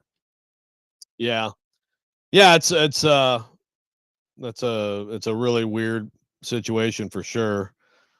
If I'm those guys, I'm talking it up. What's the difference anyway? I'm talking it up like everybody's missing. This guy is like this guy is, or whatever. Well, look, they may end up taking Shedeur. They may end up having a shot at Shedeur at 3, and that may be what they're thinking. They may feel confident that Cleveland won't take him, and Cleveland's going to take Abdul Carter. And so then they can not give anything up and get the guy. But if I'm those guys, I'm talking one or both of them up like, absolutely, these people are missing. This is a real deal, because otherwise you're just going to go 7-10 and lose your job this year anyway. Yeah. I mean, that's, if you're them, what do you care if you miss on Cam Ward? Exactly. I mean, you might get another year out of, people not realizing yet that you missed. Right. The alternative is we're fired after this year anyway. So why do I care? Right. Yeah, I'd rather absolutely take have that and sort of change the framework of my job this year than like hope that Russ bails me out. How often do you think decisions like that are made in professional sports? Of, well, let's just do it because who cares? If it doesn't work, I'm not going to be here anyway. Yeah, I mean, I think it happens. I guess that's why you fire people, so it doesn't happen. That's a good reason to fire someone, so that they don't hoodwink you into making a pick like that. But yeah, sometimes I think you have to you have to take a shot. And if I'm Brian Daboll, it's like, what is your value? Everybody thought, man, he did an incredible job with Daniel Jones, and that quickly faded. Yep. So that's what he's supposed to be, just like Brian Callahan. Joe, that's going to do it for you this week here on the program. You'll be back on Monday as you're headed to San Antonio, allegedly, hopefully later tonight, and working at the Final Four. So we'll see you on Monday. Sounds good, but I will have my picks in. Don't you worry. Yes, you will. Get those picks in. Kuharski will be with me on the program tomorrow. We'll have a lot of things to get into on the Titans front with him. We'll see if at 7 o'clock I can stop he and Stilly from killing each other. So we'll see how that goes on my standpoint. Good luck with that. Be weather aware today. Obviously, some flooding concerns in our area, so we'll keep you updated as best we can throughout the day here on this station on 102.5, 106.3 The Game. Chasing Big Joe coming up next.